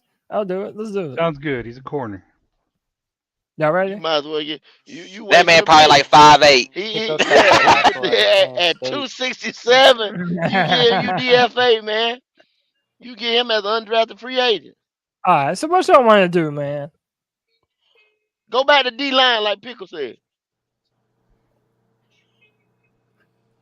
D line. Click on D line.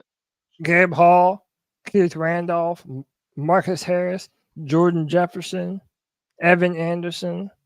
Do y'all know any of these dudes, man? Nobody knows these dudes. I don't know them. Well, how about Edge?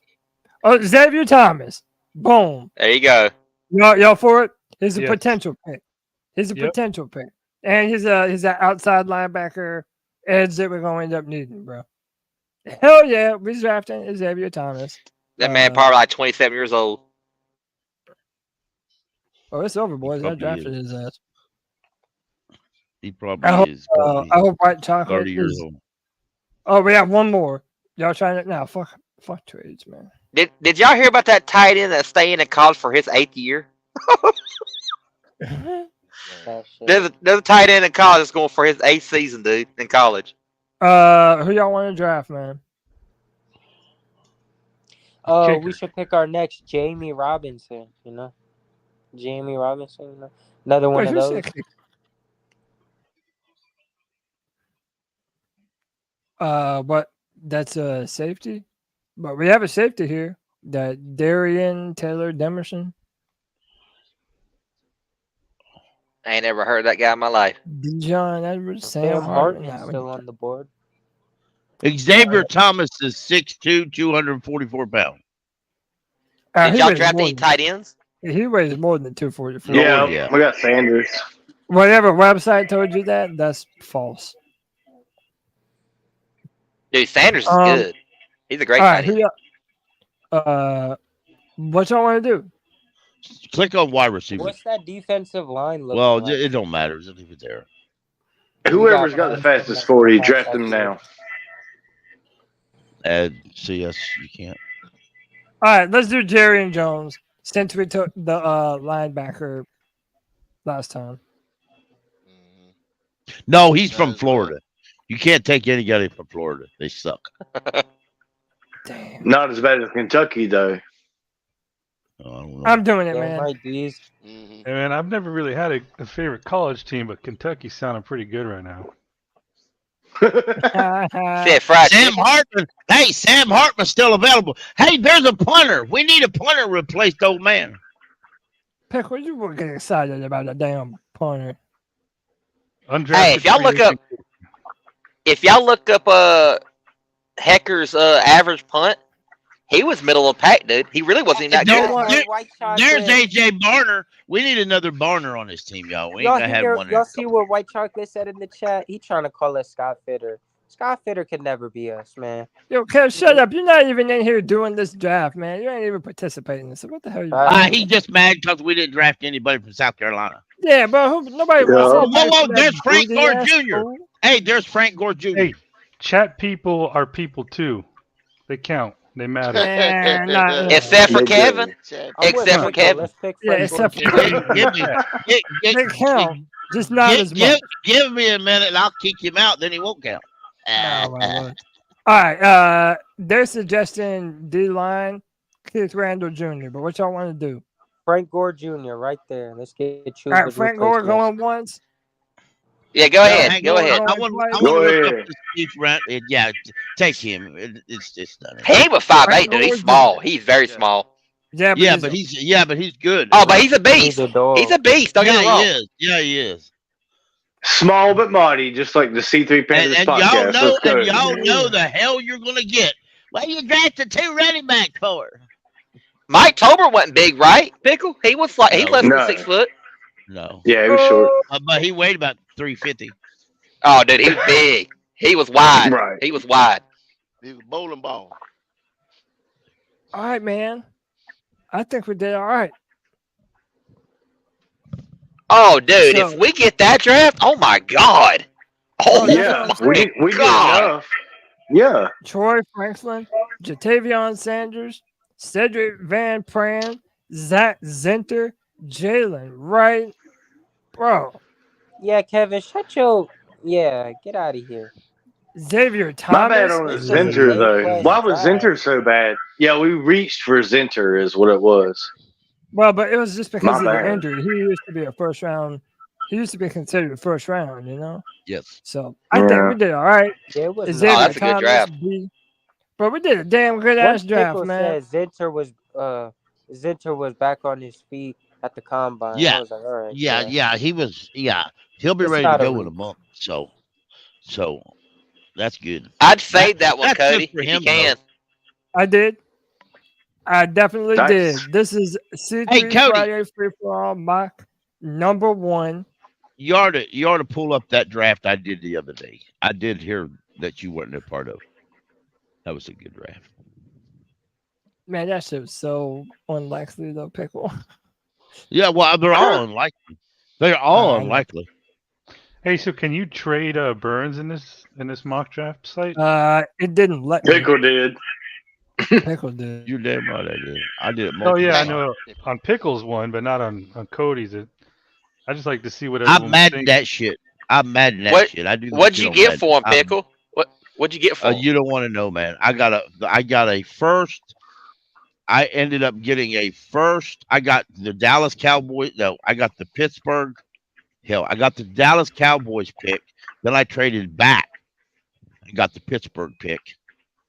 Oh, fuck that all. Anyway, I got a first round pick, and I got 3 picks. I got 3 picks out of him: a first, a fifth, and a sixth.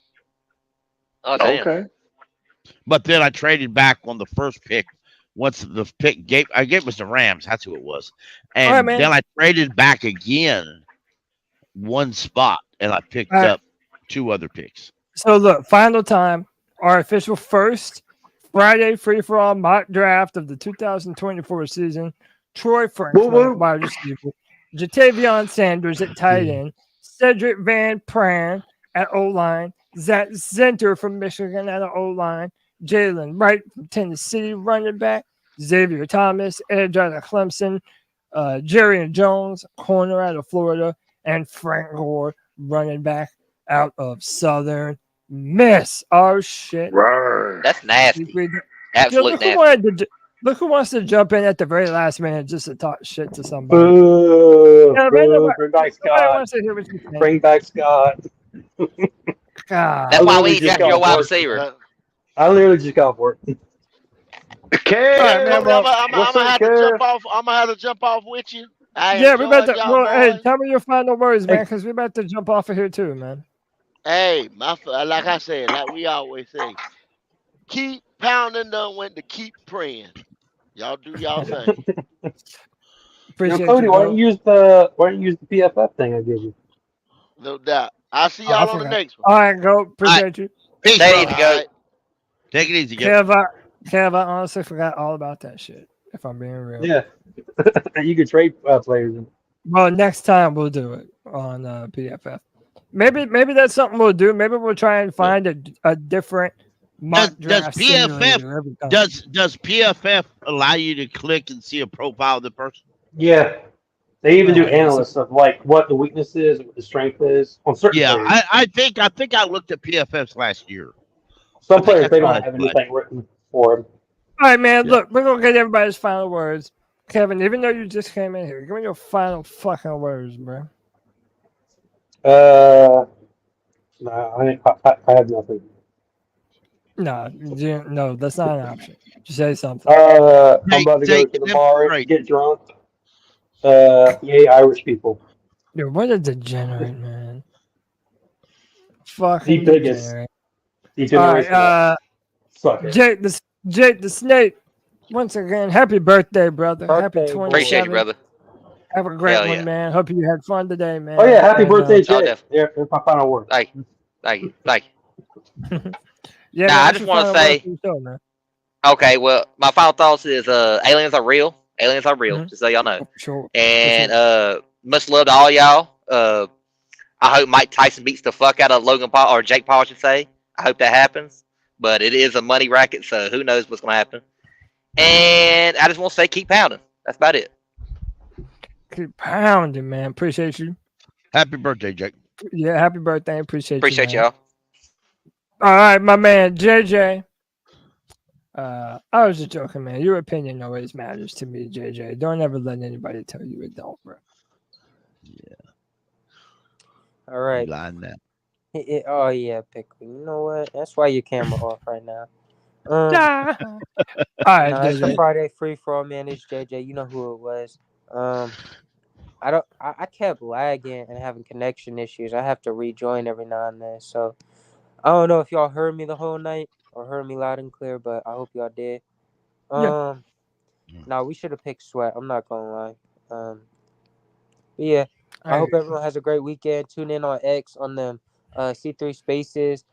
Pickle and D's be hosting on Mondays and Thursdays at around 6:30. You can catch me, maybe me up there, Jake, the birthday boy, White Chocolate be up there, Christian Hunt as well. You go get all our ads there. I hope everyone Yes, has a sir. great weekend, man. We all gonna keep pounding to this next season. Keep pounding, JJ. I appreciate you. Amen, JJ. I put up everybody's Twitter handle up here. Panther Pickle, Diesel Skills, our boy Kobe Griffin, Jake the Snake, G Baby, Anthony, Mossy Man, JJ, Kev. Why would you want to follow him though? Chad Morales, Strat. All I do is try to fight somebody. Yeah, true that. But yeah, man, follow the boys. They're always doing the spaces, man. Follow everyone but G Baby. Just because. Hey, say what you will, but G Baby was right about a lot of shit though. Like he was right about a lot of shit. Right. And now I've got to change this damn graphic tomorrow because Cody changed the chat. Thanks, Cody. Appreciate that. Oh yeah, I just realized it says nation. Yeah, that's right. We need a new one, bro. Damn. On it, bro. All right. Next up, my man Christian Hunt has been a regular on the free for all. And you know what, Christian? I like you. I don't care what D says behind your back, brother. Go ahead. Thanks, man. What you got for the show? I like you guys too and appreciate it. I always have a good time, even if Deez is still on here. Yeah. Happy birthday, Jake. But I'm gonna one up you, man. Appreciate you. There are aliens, and I studied biological anthropology in college. I'm really into DNA and human evolution. I'm here to tell you, we are the fucking aliens. Damn. Hey, you ain't lying, bro. I agree with that. We are also not the first people ever to be on Earth. There was generations. Who built the pyramids? All I gotta say, who built the pyramids? Hey, Jake, that's it, man. We're starting our own fucking podcast. I'm going to explain to you why our brains are so big, why we have opposable thumbs, why we walk on 2 feet, and I'm going to ask you, why the fuck aren't there any other beings on this planet like us? But hey, even with that, come join us on those spaces with Pickle and Deez is there sometimes, but it's always better when I'm there. Keep pounding. Just remember, guys, everything will be all right until it's not, but I have faith it will. Yes, sir. Appreciate you, Hey, Christian. You ever Yes, hear sir. Andrew Schultz's joke about pyramids? No. He's like, everybody always wonders, like, who built them? Who built them? But, they got pyramids in Mexico, too, but nobody wonders who built them. They just say Mexican. Fucked up. Man, there's so much. There's so much. They got pyramids all over the world. I know. We need to do a real pod where we do a deep dive into this type of shit. We got to do it. We have to do it, Cody. I know. Yeah, Don't invite me, man, because I'm not going to shut up. That's what I want. That's what I want. I want y'all to not shut up about aliens because they're real and they're here and they've always been here. Panther Pickle, we appreciate you, brother. Not too many shut the hell ups today, so I think we did a damn good job. Well, but, the one. give me your final say so for the show, man. All right, one thing I want to say, y'all check out our spaces. We do a good job there. We don't scream and yell half as bad. We do. I got the mute button to mute everybody at once. Streamyard needs that so bad, man. Yeah, and not all opinions that you get on spaces are good opinions, hence Christians.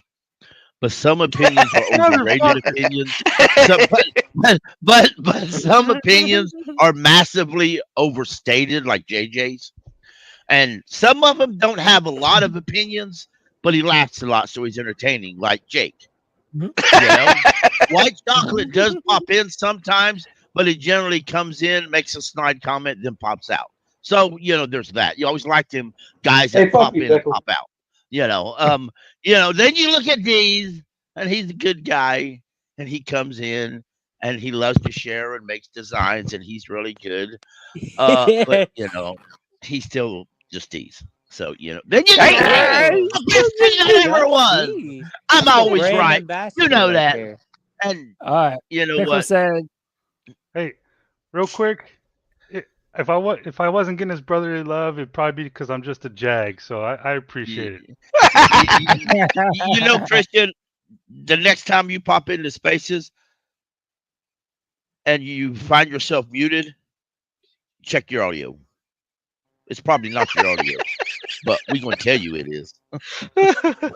Bro, yo, wild today, man. I'll talk to myself all I want. All right, Pickle, you ain't going to say no shit about me?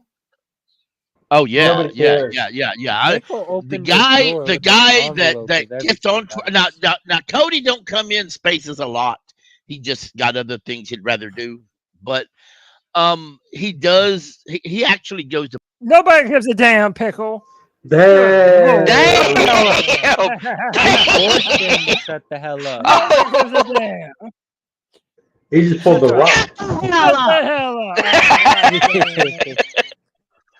Oh my gut, my poor gut, it hurts so bad. I almost cried. Make it unhurt because it's your turn. The brand ambassador. This is his moment. He always closes out the show because he's the best at doing it. And that's how we do it around here. If you're the best, we celebrate the best. The brand ambassador, Diesel Skills, my brother Don, the floor is yours. Hey, let's clean this up, guys. Let's put a bow on it and call it a Friday night and welcome all the C3 Panthers podcast fans to another great weekend following these Carolina Panthers and the C3 Panthers podcast. We're just a community that's here for you when you're ready to join. If you want to join on the spaces or on Twitter, we're live almost every night. We're here for you. We're having a discussion and a conversation. Just like Tony said, we're on a ride to the game. We're going to talk a little trash. We're going to have a little fun, and we want you to enjoy it with us. We're live all the time. And we're live Tuesday nights at 9 p.m., the flagship show for the C3 Panthers podcast. The warm-up is from 8 to 9 if you'd like to join me on Spaces, which is on Twitter or X, whichever you'd like to call it. Once again, we're always live Friday at 7 p.m., hosted by Cody Lashney on the Friday Free-for-All. We want you guys to join and be a part of this discussion, this conversation, and all the fun in the community and the brotherhood that we have here at C3. Bringing it back to the front office for these Carolina Panthers, they've got a lot of hard decisions to make. And as I've told Panther Pickle many times, it's not going to take long for us to figure out what kind of direction we're heading. And one of the first signs of that was this tag scenario on Brian Burns. I know we've talked about it a lot, and I'm not going to talk about it much. But the fact of the matter is that we valued him enough to take up 2/3 of our cap. So either they want to re-sign Brian Burns or they want to move him as an asset. Now, I don't believe everything that Josina Anderson says online. I really don't. I don't believe that Brian Burns is only worth a third-round pick. It may not be the compensation that Panthers fans are expecting, but I don't believe that it's necessarily as low as only a third-round pick. So more things are still here to play out for these Carolina Panthers. And the fact of the matter is we need weapons on offense. I know that some people are opposed to that, but we might have to extend ourselves in some measure to get those weapons. And I don't know that we'll be able to do it in free agency. So it'll be probably more along the lines of what happens in the draft. But we'll see how it plays out. We'll continue to look at these mock drafts and these different scenarios for the Panthers. Brandon Tillis has a lot of work in front of him. I posted some things earlier about how he's a mathematician and he really enjoys math and he likes figuring out these problems. And that's kind of where he's coming from. He's an analytical guy when it comes to these Carolina Panthers. So I think it's going to be interesting to see what he does. And these things are going to take place between Monday and Wednesday of next week. So it's going to come together quite quickly for the Panthers. We're not looking to re-sign Dante Jackson. And Bradley Bozeman seems to be on the outs too from what the beat reporters have been saying. So we'll see what happens. But anyway, I encourage you guys to join us next time. We'll be live in the Spaces, of course, on Twitter. Come join us all. All your C3 favorites, we're there. We're having a good time. All the personalities there on Twitter. Mostly it's Mondays and Thursdays at 6:30 p.m., but we go live quite often, to be honest, because things have been really exciting on there, and I invite others to join and get involved in the conversations, just like Christian has. And I definitely appreciate Christian, even though I give him a hard time on the show. And I invite the rest of you to join the C3 Panthers podcast live at Tuesday night, 9 p.m., and visit CarolinaCatChronicles.com. Get you some C3 merch, rep the C3, support your local media. The national media is dying, just like I told you last weekend, and the local media is where the news is at, and you'll find it here on the C3 Panthers podcast in the Friday Free-for-All at 7 p.m. every Friday night. Keep pounding, C3. Keep pounding. Tell them, D's. I'm throwing a curveball. I'm going to end out the show tonight.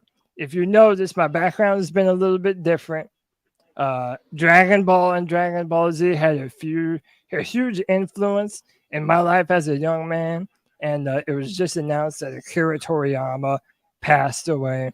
And that made me very sad, man. So I just wanted to say to an absolute legend named Akira Toriyama, arigatou gozaimasu. Keep pounding. Rest in peace.